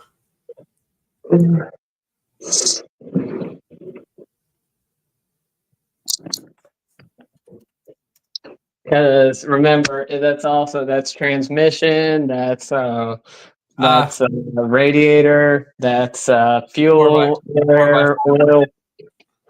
Yep, differentials. That's also checking your suspension, checking your shocks, checking your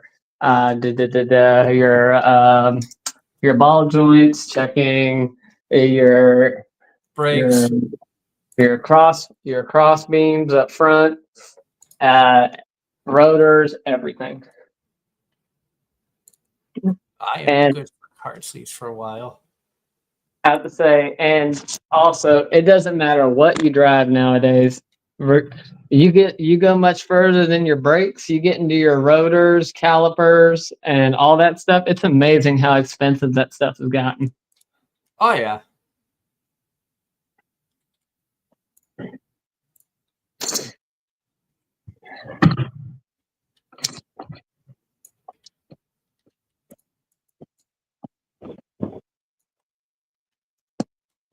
All right, this guy just sprayed down, and he got $40 worth of stuff.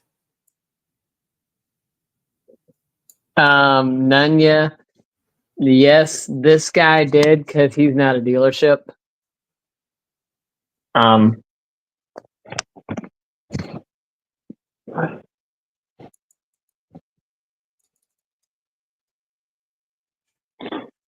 I agree that I did the right thing about getting out of the automotive business. I was getting sick of working on cars, and had told my wife when we moved to Pennsylvania that I wanted to try to find something that was not working as a mechanic. Never realizing I would land, what was, a childhood dream job.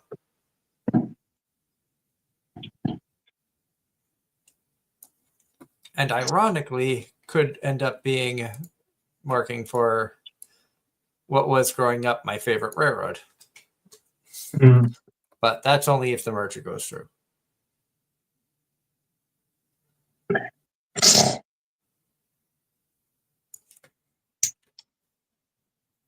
Well, let me just say this, Nanya.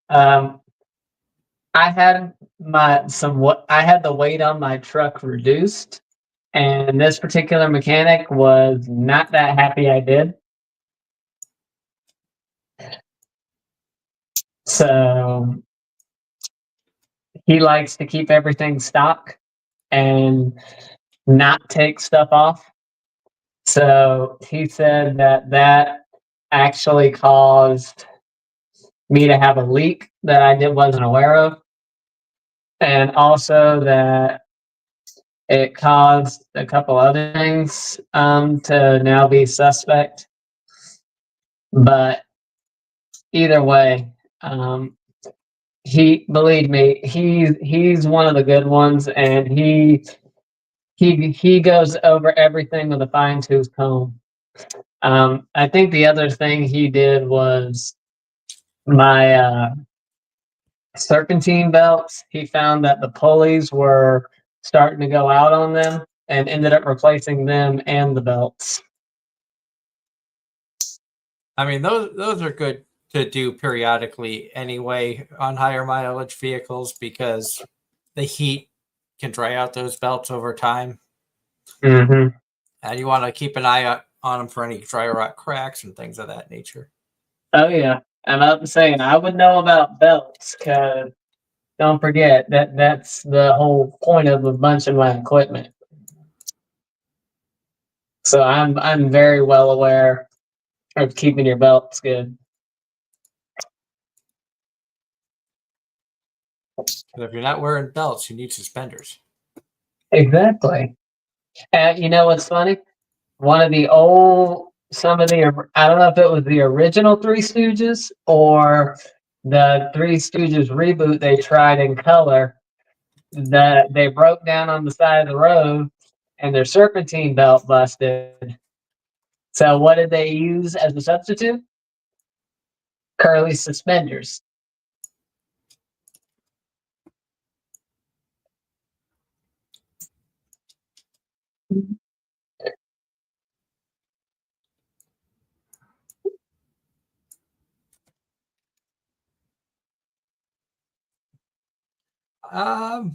Ross says if Angela was here, he would tell her that Taco Bell has announced it is creating a dessert, a chocolate taco.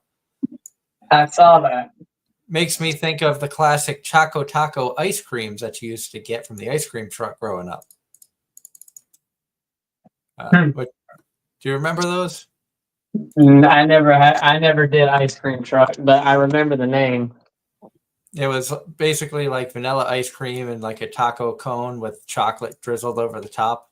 It was really good. I used to get them all the time. No,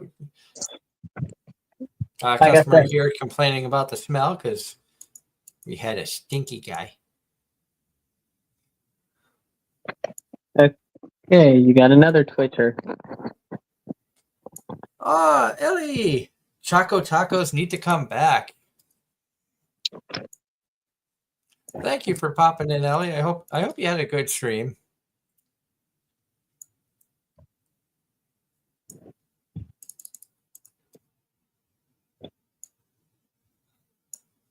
As I mentioned earlier in the stream, if you want to, if you're interested in checking out some good VTubers, some new people, check out Ellie Tempest's stream. He's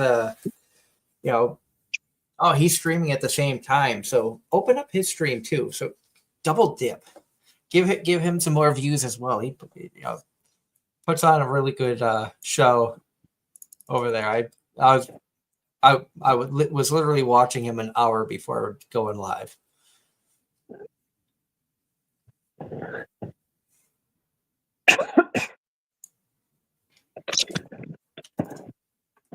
So put some love out there.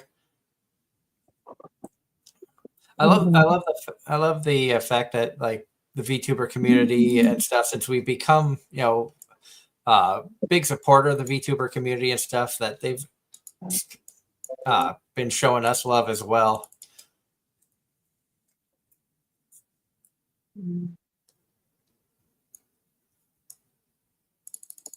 That's what we need, a VTuber for avatar for Doug.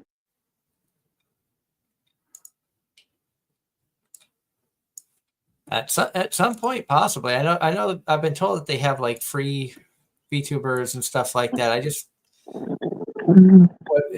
you know, my work schedule, Darren. I'm lucky to have time to be home. I was about to say, you're about like me. You're not home. But I think I'm home more than you.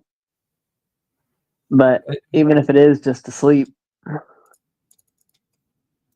Yeah, because it's you figure two days out of the every time I go out, if I'm on a road train, I am gone for 3 days.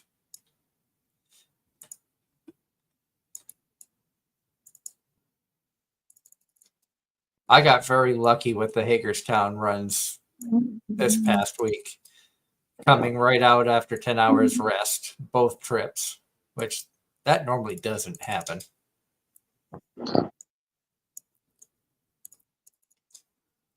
I know there's been times when I've been in Hagerstown and we've been in the hotel for 35, 40 hours.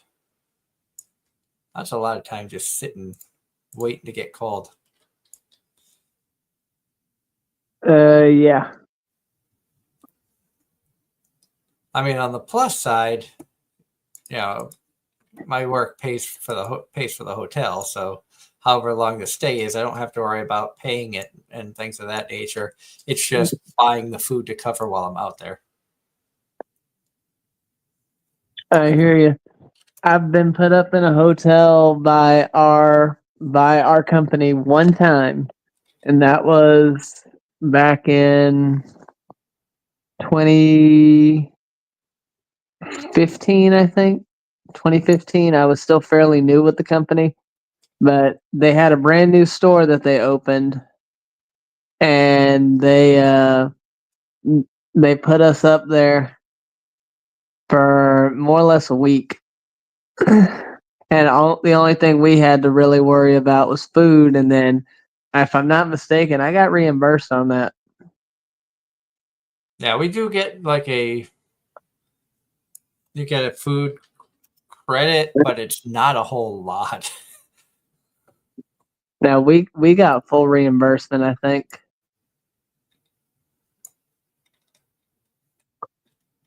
But like I said, that was, oh God, that was over 10 years ago, and that was back when the company actually went out of their way to do stuff.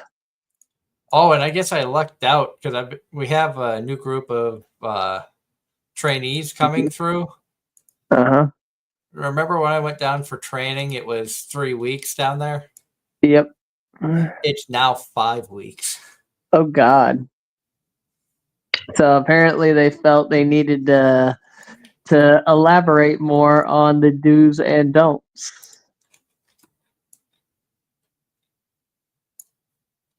Yeah.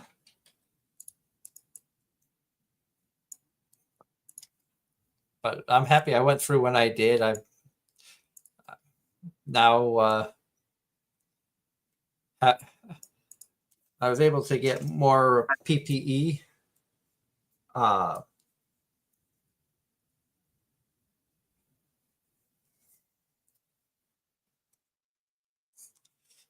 I'm out of the there's like 3 phases of the reflective vests.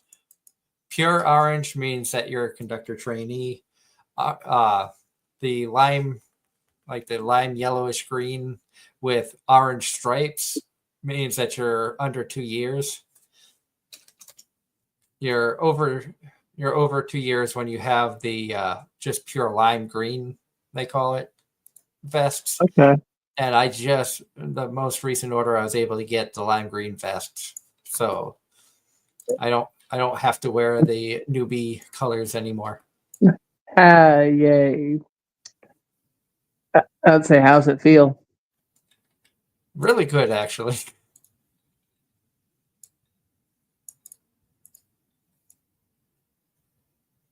And it's kind of neat having trainees and stuff. So it's like, okay, it's helping me to relearn some stuff that maybe I forgot. Because as you know, when you're training new people, a lot of times you're able to, focus on aspects that you may not have think about. You just do naturally because you know the job better than they do. So you're like, oh, I'm just in the motion. And, this is how we throw switches safely. This is how we do this safely. This is how we do that. You don't fully think of the reasons why or how, but when you're training somebody, it all comes back and you're like, that's right, I forgot about this.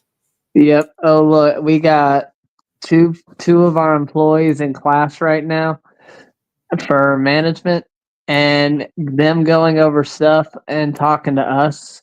We're like, yeah, this is how it is, and then he's like, oh no, it's not, it's changed, and we're like, I don't think so, and then going back and forth on them as to what all's changed. He's like, oh, or we're like, oh, I see. Because half the time we don't find out about changes made until the people from class come and tell us. Isn't that terrible? Yeah. Gotta love corporations. Mm-hmm. So So, like, what do They're like, "What do you mean this changed?" They're like, yeah."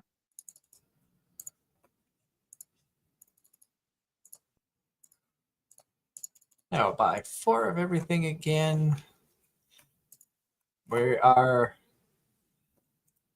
about 1200 XP away from being able to get the next card pack type. I think I'm going to spend the 450 now and get the new shelf. I'm also going to reorganize how these are. Let's see. Let me do this. Duggo. Put that there. Let me do this. Let me do this. Nunya says that he's spoken to Kirsch, Pippa, and Ellie recently, and they're all pretty cool. Plus, Kirsch is from his neighborhood, and she's hilarious. You have to send me some links so I can check them out. I don't think I know them. Ross also says Keith Urban is getting a divorce from Nicole Kidman.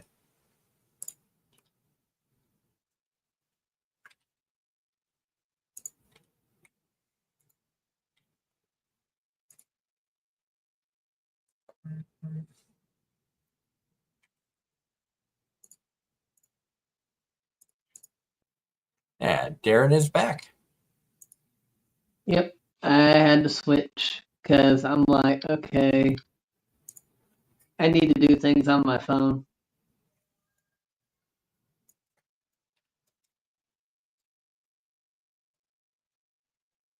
And Ross says, sorry, I ran out of interesting topics.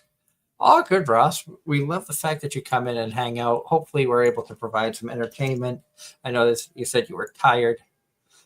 We're not really an ASMR stream, but I'm sure we can find you some good ASMR VTubers. I think there are quite a few of them out there.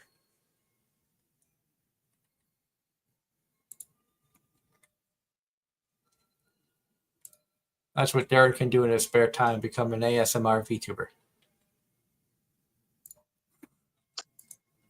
I don't know how to respond to that.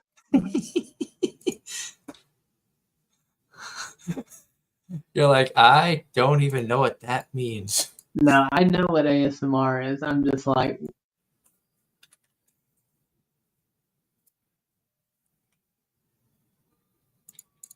I got an idea for ASMR. Let me just go crank up my lawnmower and my equipment and let you fall asleep to the noise put off by those things. This is Don't gonna sound. I'm gonna say this is gonna sound weird, but the sound of like a train going by, I find that very relaxing. No, Always you're not. have. You're not wrong. I mean, the rumble up. Now, are you talking about the rumble on the tracks? I'm talking Or, just as like the sound of the cars passing by you, just even like the hum of the locomotive, just the continuous hum of the locomotive. I find that relaxing as well. oh, look! Don't forget, some people live with a train right outside their window. So, Oh yeah, and that, look, anytime we went to Florida, we would always stay at the motel, and the train tracks were right across the street, and that was one of those active train lines. So we would hear it multiple times throughout the night. Because down in Florida, about 30, 45 minutes away from where my grandparents and the rest of the family was one of the rail yards.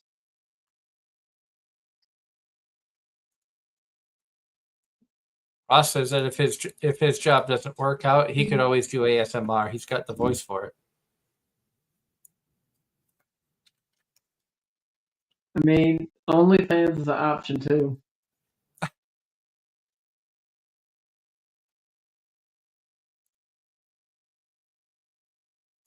That's where you can find that's where you can find Darren's feet pics. I'm pretty sure that would be on Feet Finder. I Is still that don't get. is I that still actually a don't. thing? Yes, that is. I still don't get that one. I didn't even know that was a real thing. Yeah, no, it's if I'm not mistaken, it's with something called Feet Finder, and yes, people have made. You know what? Never mind. Yeah, well, we don't need to go down that rabbit hole.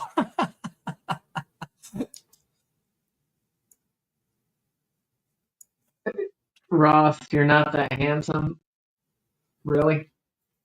That's all right. I was always told I had a face for radio. All right, Alistair. That was a productive meeting. No, this face was made for radio. Yeah. Oh, I know what you were talking about. It's just a funny. Oh, yeah. Well, that was a productive meeting. I'm gonna get to That- I'm gonna get to meet his voice actor on Sunday. That's what. As long as we have the funds, there's a few autographs that the wife and I are looking at getting in, considering the fact they've got most of the cast from Has Been Hotel, including Alistair's. I want to try to get his autograph if possible. I'm also told the I'm wife sure. I was looking for mystery bags. You know, as much as I'm on the fence about Has Been Hotel, I will give Alistair probably the most credit of any of the cast. He did a great job with that character.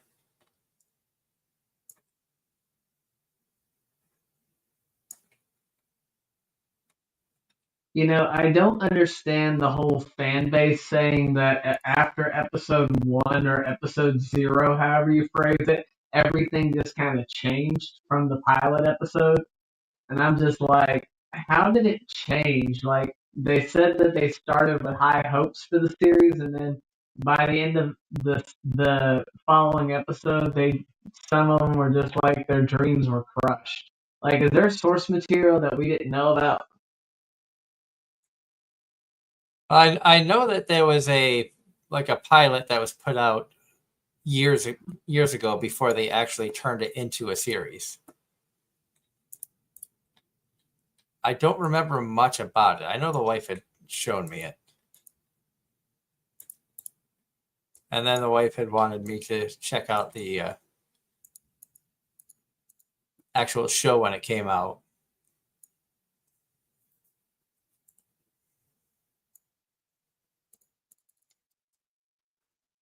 Well, I'll honestly say that is one show I probably shouldn't have watched, but at the same time, it's like I get why people like it. Oh yeah. Oh, by the way, I just saw this on my thing, and I forgot to ask.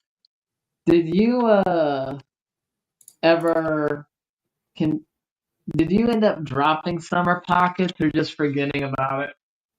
Uh I kind of both kind of dropped it, kind of forgot about it. The thing I with feel like Summer Pockets was it started to feel repetitive. Um,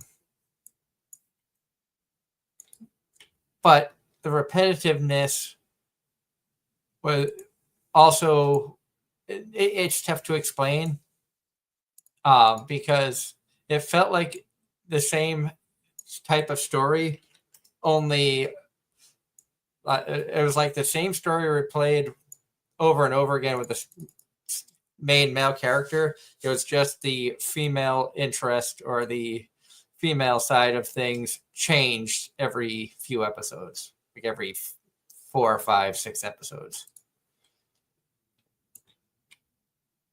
okay. Just curious because I've seen people review it, and it apparently it took a very interesting, um, sad turn there toward the last couple episodes, and it's still releasing. It was one of those two core animes. I think episode 26 came out today.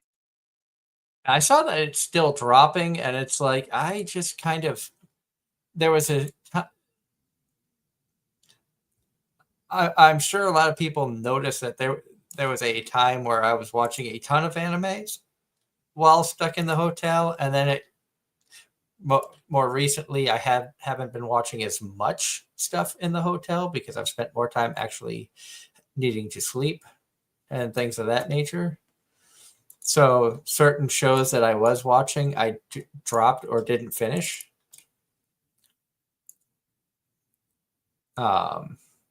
Outcast Restaurant was another one that I just kind of, fell out.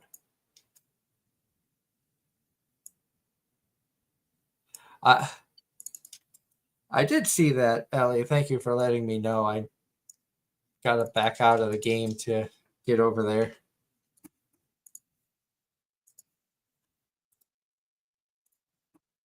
Speaking of which, I saw from a random reel that Twitch has gone on the offensive for bots recently.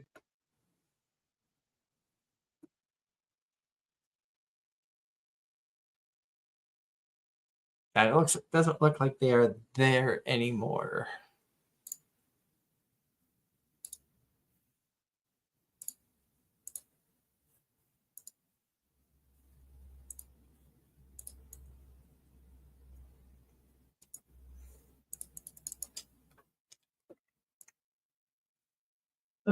Now remind me, are you on vacation officially now, or you're about to be on vacation?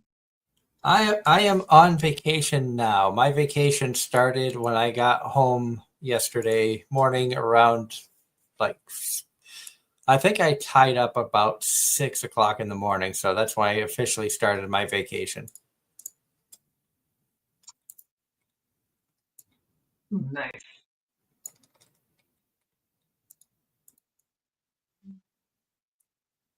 And I originally thought about streaming last night, but running around doing a lot of stuff, and I was trying to catch up on some TV and videos online. I ended up by the time I was done watching one of the things I had planned on watching, it was like 9 o'clock. I'm like, it's just too late to stream. Let's see, what was I doing last? I think I fell asleep around 9, 10 o'clock last night. I don't remember. Now we are on day 8 now, so we got 2 more in-game days to see where we end up. And I mean, we're making decent money right now. We are shop level 12, so at the end of this day, we will get the new cards that we have the shelf for already.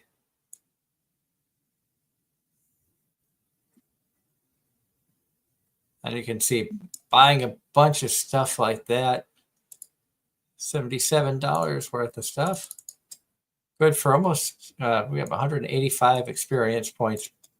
Like I said, I feel like this is going to be an XP heavy thing, and then selling all the box sets of cards is going to be a money heavy.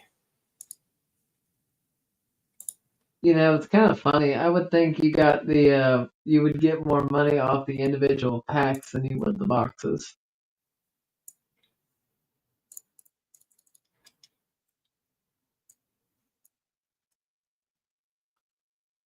The difference is like the individual packs are selling, like the blue packs are selling for $3 a piece. The yellow packs are $5. The card sleeves are $2 each. So you're not bringing in a ton on each one. Like you have to sell a high number to make money off of those. Maybe I'm looking at it from a buyer's perspective, based on what they pull. Yeah, and to make it fair, I wasn't Like I opened up three random packs on this because it's part of the the tasks that you can see up in the upper corner where it says buy a card table, put it in the shop. I did not want to do that. In fact, there's probably a couple of things that I should have ignored, but like all the tasks leading up to that. $800 for the Epic card pack license, which we will get that. We'll get 8 packs. And we need, see if I can fit 4 boxes of that. I can. So we are going to be using up just about everything we have there. But that is okay. Because we know we're going to be making all that money back. Now it's just... You got to spend money to make money. Yep.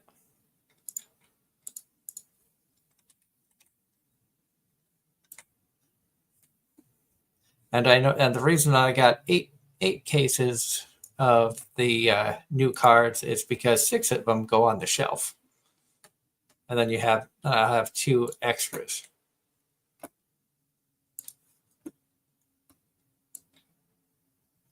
For restock purposes, and I can worry about restocking once things get low and after we have more money that we bring in from sales. Now, if anybody knows anything about sales and spending money to make money, it's Derek. Yeah.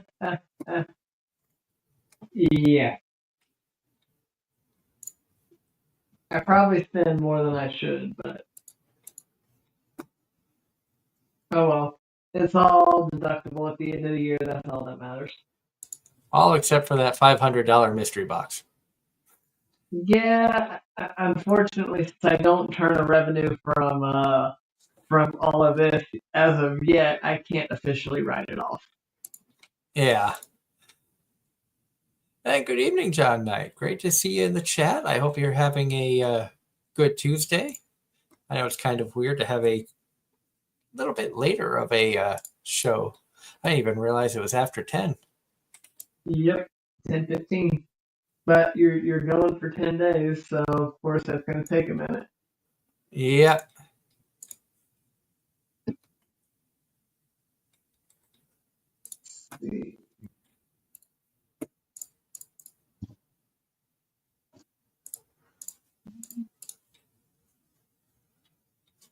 You know what? Just to speed things up, we are going to get to day 9. Open things up.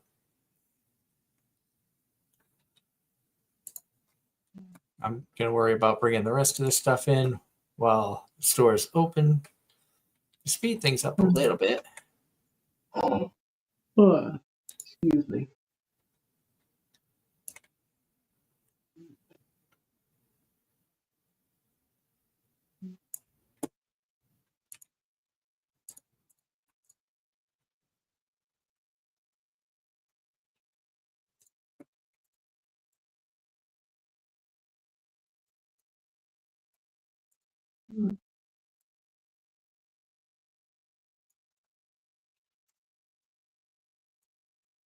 And then when I do part 2 of this challenge, I know I'm going to have to start off selling the basic card packs, the individual card packs, because you don't have a choice.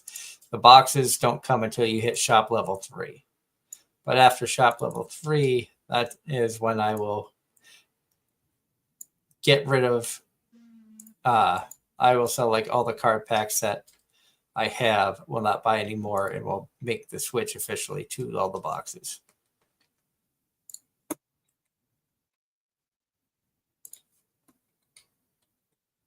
What the? Oh no.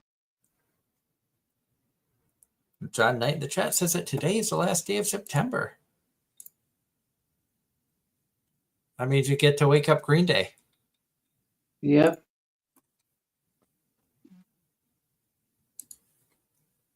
I'm not sure how old that joke is, but I know it's said every year at this time.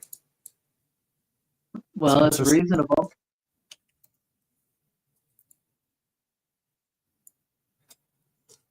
And then you have Bono, who still hasn't found what he's looking for. Mm-hmm. And I still haven't found what I'm looking for. And Sugar Ray talks about someday when their life has passed them by.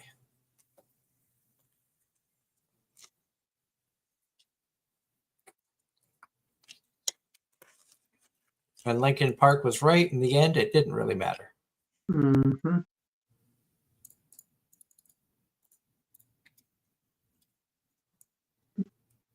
I've become so... Good God, those card sleeves are going like crazy.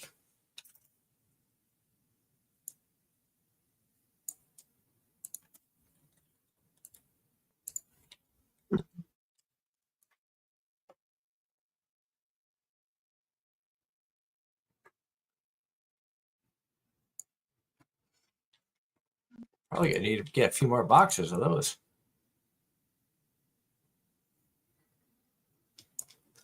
That guy got 12 card sleeves.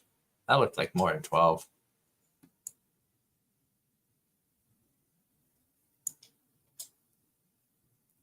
Oh, look at how much money we got, Darren. I can't see. Top corner next to shop level. Yeah, I can't see that. All sixes. Ugh. $666.66.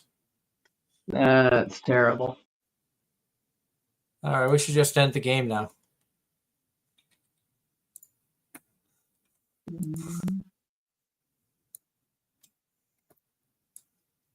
I think that's the first time I have seen that in all the times I've played this game. I should have taken a picture.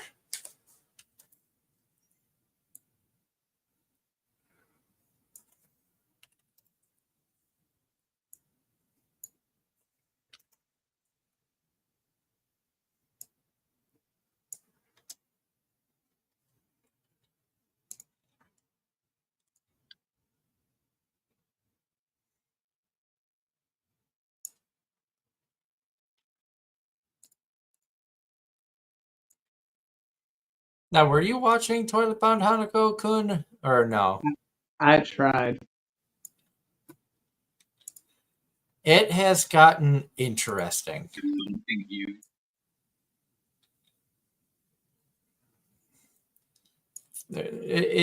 Things have happened in that excuse me, have me questioning, the show and my sanity. It's still been good,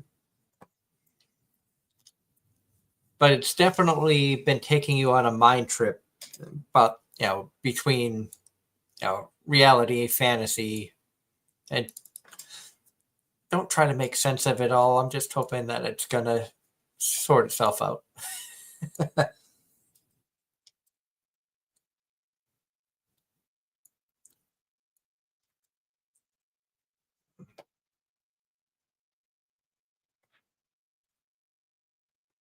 But yeah, like I mentioned before, I'm excited because busy weekend. My wife's got a bodybuilding competition on Saturday, and then to reward ourselves Sunday, we're going to Animate Philadelphia. That's going to have a bunch of guests. As I mentioned earlier, a good majority of the cast of Has Been Hotel is going to be there.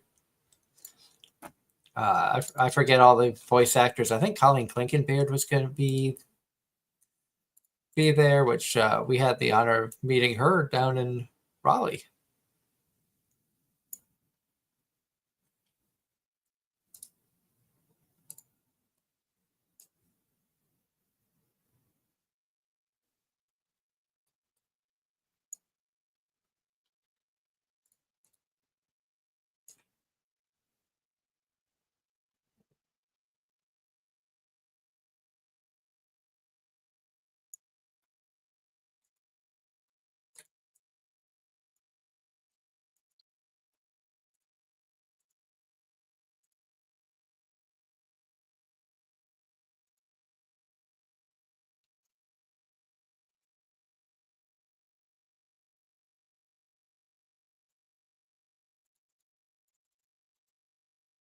Darren, have you had a chance to swing by the that anime shop where you got your mystery box from? I know you said next time I come down you wanted to bring me there.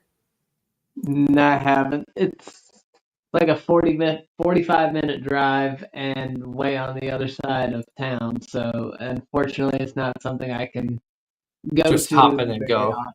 Yeah, especially since 90% of the time I go out driving, I have a trailer attached. I'm not dragging a trailer all the way to that part of Raleigh, especially Understandable. if I don't have work out there. I was just kind of curious, knowing with the tariffs and stuff like that. We've been wondering how that was going to affect merchandise at conventions and things like that. I was curious if you talked to them about if that's affected their store any.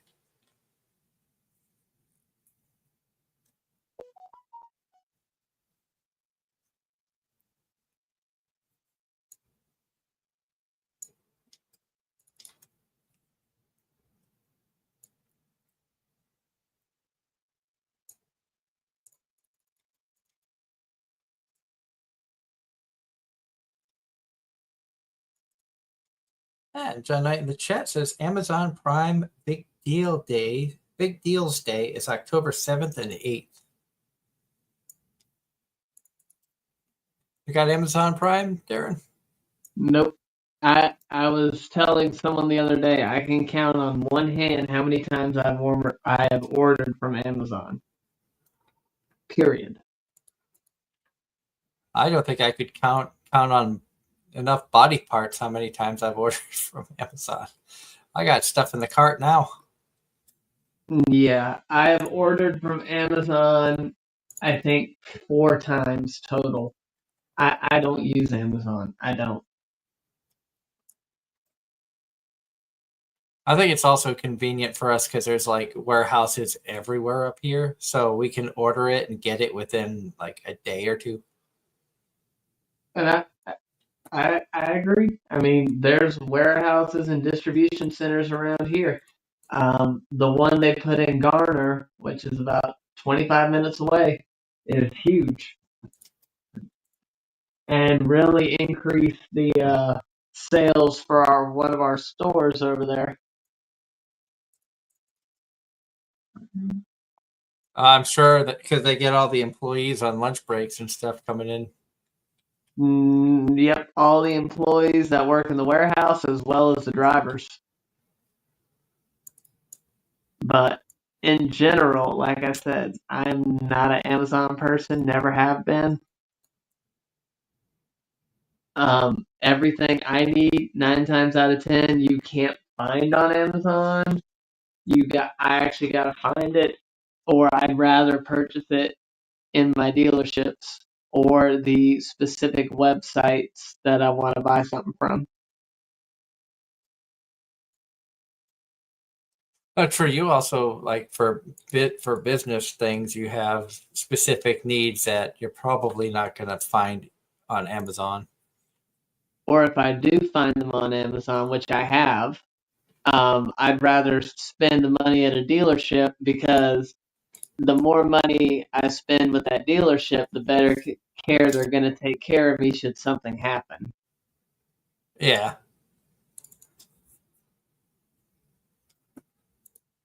I mean, don't get me wrong, I don't mind working on stuff by myself if I have to, but at the same time, if if I can avoid it and also be able to write it off, it just makes more sense to do it that way, especially if it's going to cost me more time to work on it than it would save me to fix it myself. Yeah.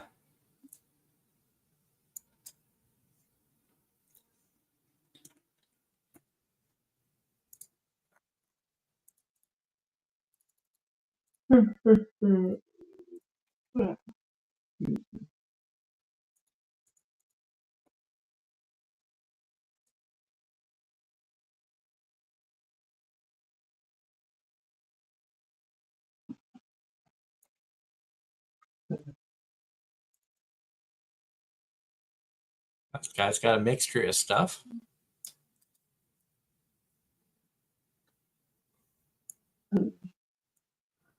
Doug, can you believe that it's been almost a year to the date since you came down here? Yeah, it's crazy, isn't it? Where's the time gone? It goes by so quick. I mean, my wife can tell you that when she started this, training and stuff for her competition, she had 25 weeks. It's now Saturday. That's crazy.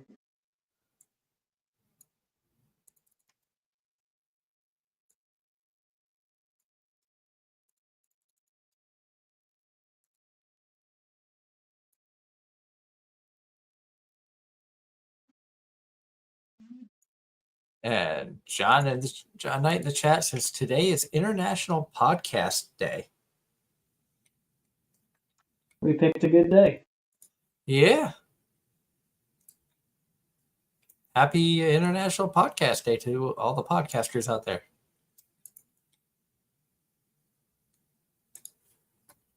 They have a day for everything. I know. It's almost ridiculous just how, today is this day, today is that day. We just had, National Daughters Day, and we got Mom's Day, you got Dad's Day. Waiting for Brother and Sister's Day. You have Pocky Day.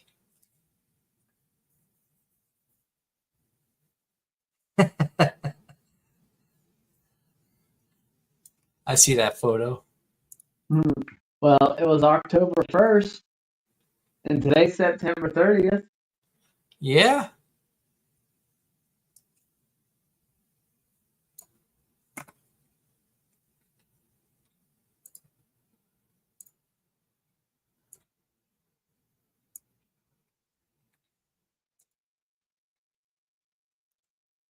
Is everything full? No.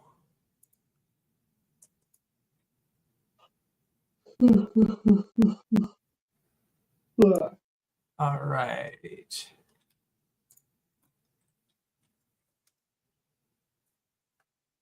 So we are starting the last day, day 10. And I am not going to buy any inventory unless we completely run out of it. So what we have in the corner here is what's going to be there for the shelves.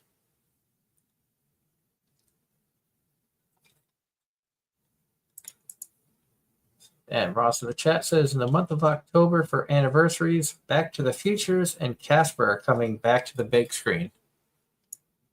Casper the Friendly Ghost. I shudder to think how old that cartoon is. Isn't it the 60s? I think so, because I remember growing up on it. Have a great night, Ellie. I hope you have a wonderful evening. Thank you for coming in and hanging out with us and chatting. Like I said, anytime that I see you streaming and I'm able to come in, I am more than happy to come hang out, chat with you, sometimes lurk. I have been known to lurk at streams, especially in the hotel. It's easy to just put on a stream and just kind of lurk in the background while trying to prepare things, sometimes while eating food. I like putting on different YouTubers or VTubers and the background noise. Sometimes I put people on, and I know it may sound mean to be like, oh, I just put on a VTuber or YouTuber just to fall asleep to, but sometimes that constant noise is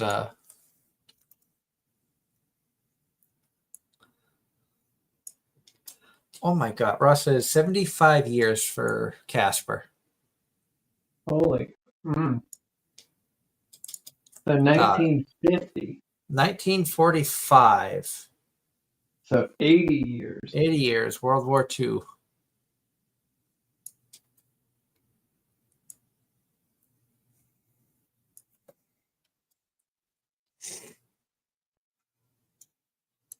That's insane to think of.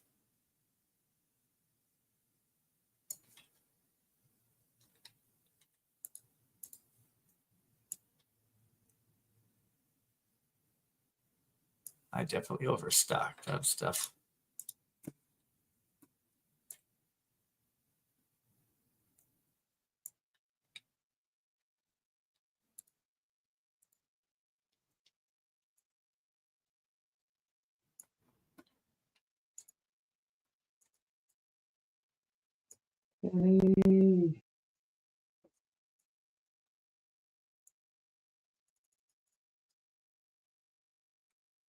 And again, a big thank you to everybody in the chat who has come to hang out tonight.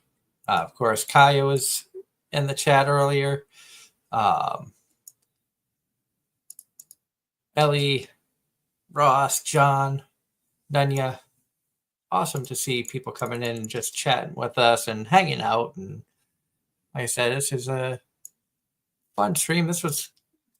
I didn't realize how long it would take to actually get 10 days in. It'd probably be a 3-hour stream. Yeah. First time for everything. Not the first time that I've streamed for 3 hours, but usually the 3-hour streams are more reserved for at conventions.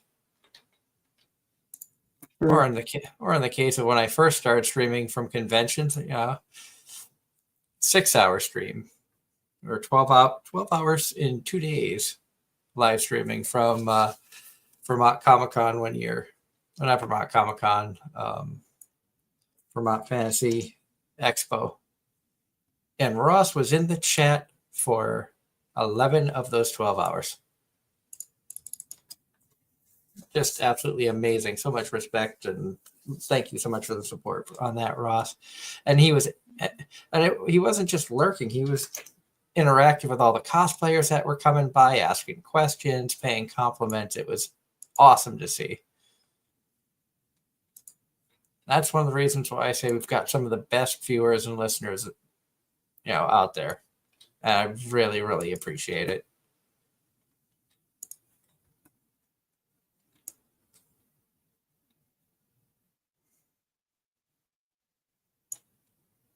That's why I was really happy when we had that contest and Ross had won it. He didn't even know he was entered.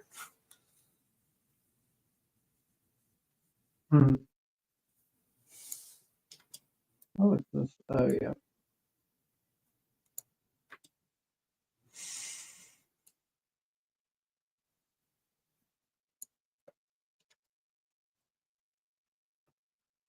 We gotta get more contests going at some point.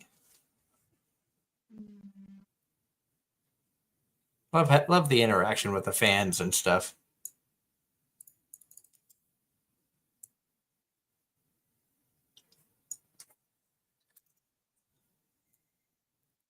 Also, really hoping things work out next year for being able to make it to On Key Expo, the VTuber convention. I've got some ideas for that. My wife has ideas as well. She's not going to be focusing as much on the bodybuilding next year. So next year is possibly going to be trying to make it to more conventions. She says that, but watch her do really well in this competition, and it'd be worth it to continue. I think financially, it's better just to take that little bit of a break from it because this stuff's expensive. I know. I'm just being. There's no doubt in my mind she's going to want to compete again.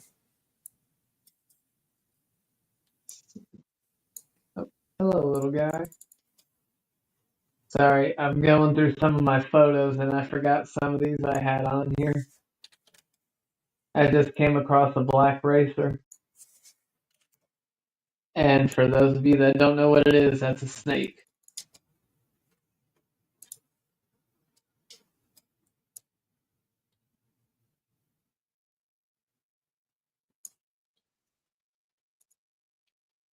Not trying to be racist.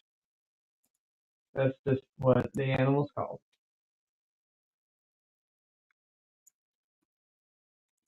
Oh, I got emptied out that box. This box is an open box down here, so let's.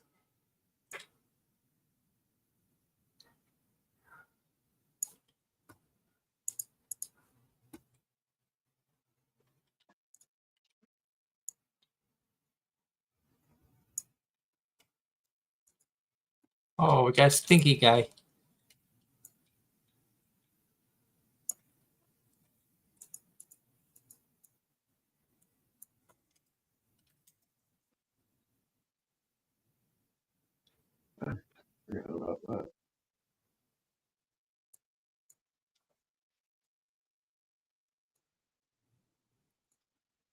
Oh, trust me, I have a feeling that I am going to a real life How Heavy Are the Dumbbells You Lift exhibition.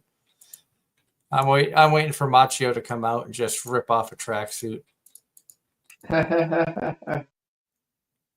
Or as I like to call him, Buff Skune, because the character design looks identical to Skune Aono. Like face and stuff. John Knight in the chat says, The Ancient Magus' Bride Season 2 has mixed reviews. Some people like it, but others found the pacing slow in parts, and some found Elias's reduced role and manga streamlining. I couldn't get into Season 2. I didn't try. I was too busy.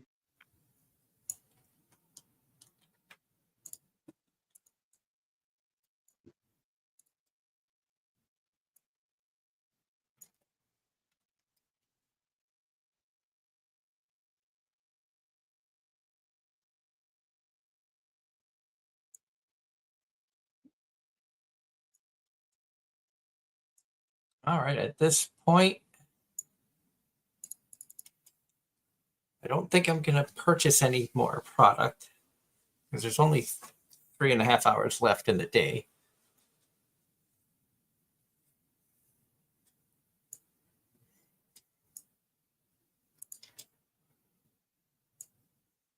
That reminds me, just came across some stuff. I need to go to Ami and see what the status of my order is, considering they had halted stuff to the U.S.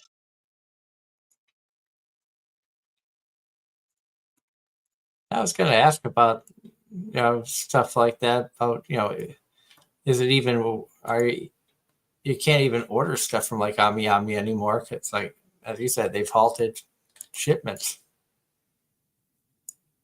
It says U.S. orders, we will not cancel your items, they're on hold. We are preparing alternative non-postal shipping options. And now they've suspended shipments to Canada. They said the Canadian Post Office is on strike. Dang.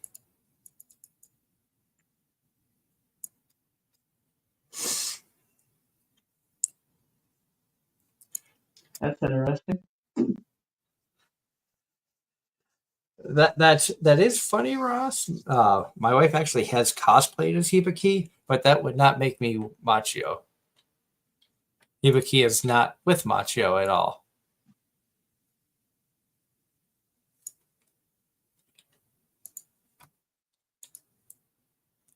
Besides that, I've got too big of a belly to be Machio.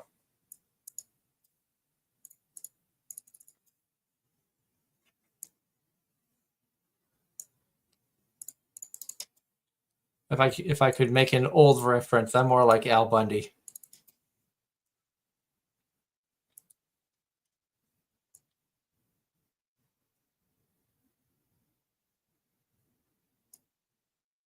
Oh, that's part I forgot. These two figures aren't due to be released until December.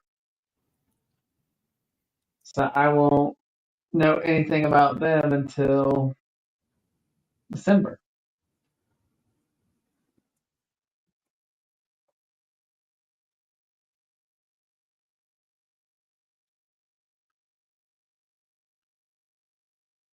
Ross says that there is a messed up anime that got announced today for next year called Marriage Toxin. I saw something about that. Ooh, what? Ooh. Is this an official documakra?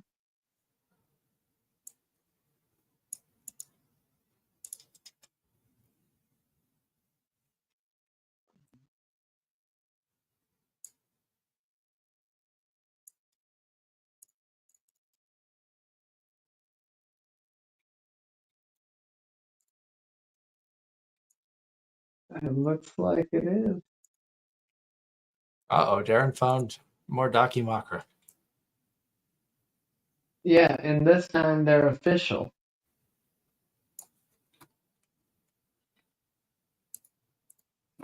And I'm also finding some pre-owned figures that are way too expensive. Like, how much yen would you expect to pay for like an older figure? I'm not 100% sure what the exchange rate is, but if I'm thinking right, just average it out, 100 yen equals $1. A little bit more than 100 yen equals $1, but yes. I'm just saying for simple math. So I would say, depending on the figure, the size. Well, the size, I'll tell you right now, has nothing to do with it in this case. It's just an older figure, older anime.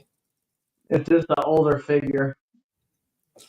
I've seen some of them go as high as, $100, $200 for, like a prize figure sized figure. So I would say, let's see, 200, that'd be like 20,000 yen.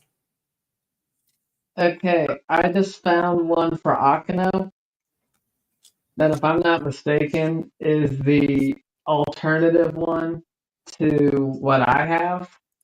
Do you know the Rias one I have with the soft bust? Yep. Okay, so I just found the Akano soft bust one.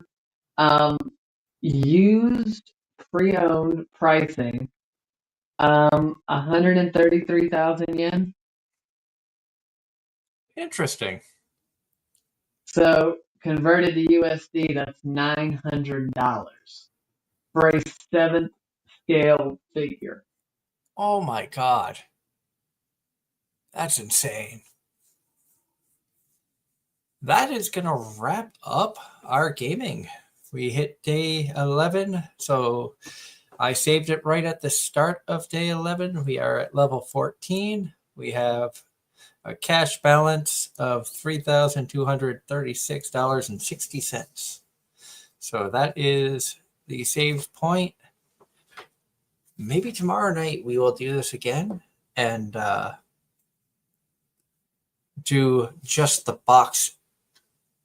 Once we can start getting the boxes, we're going to do just the boxes. We'll get rid of all the cards. I won't buy as many packs of cards as I started off with on this one. But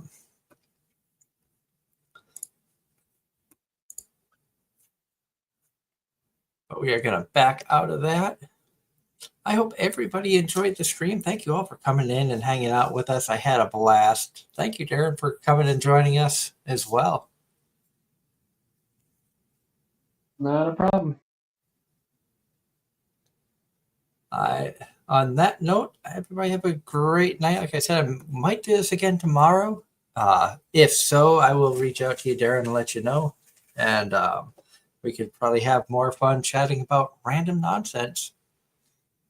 Otherwise, we'll see everybody here Sunday night when we welcome Jay Moores, artist, game creator, comic creator, just all around awesome guy. Will be joining us to talk about his Kickstarter campaign he's got going on for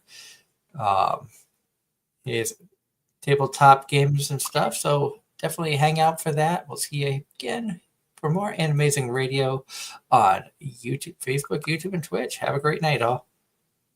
Nighty night.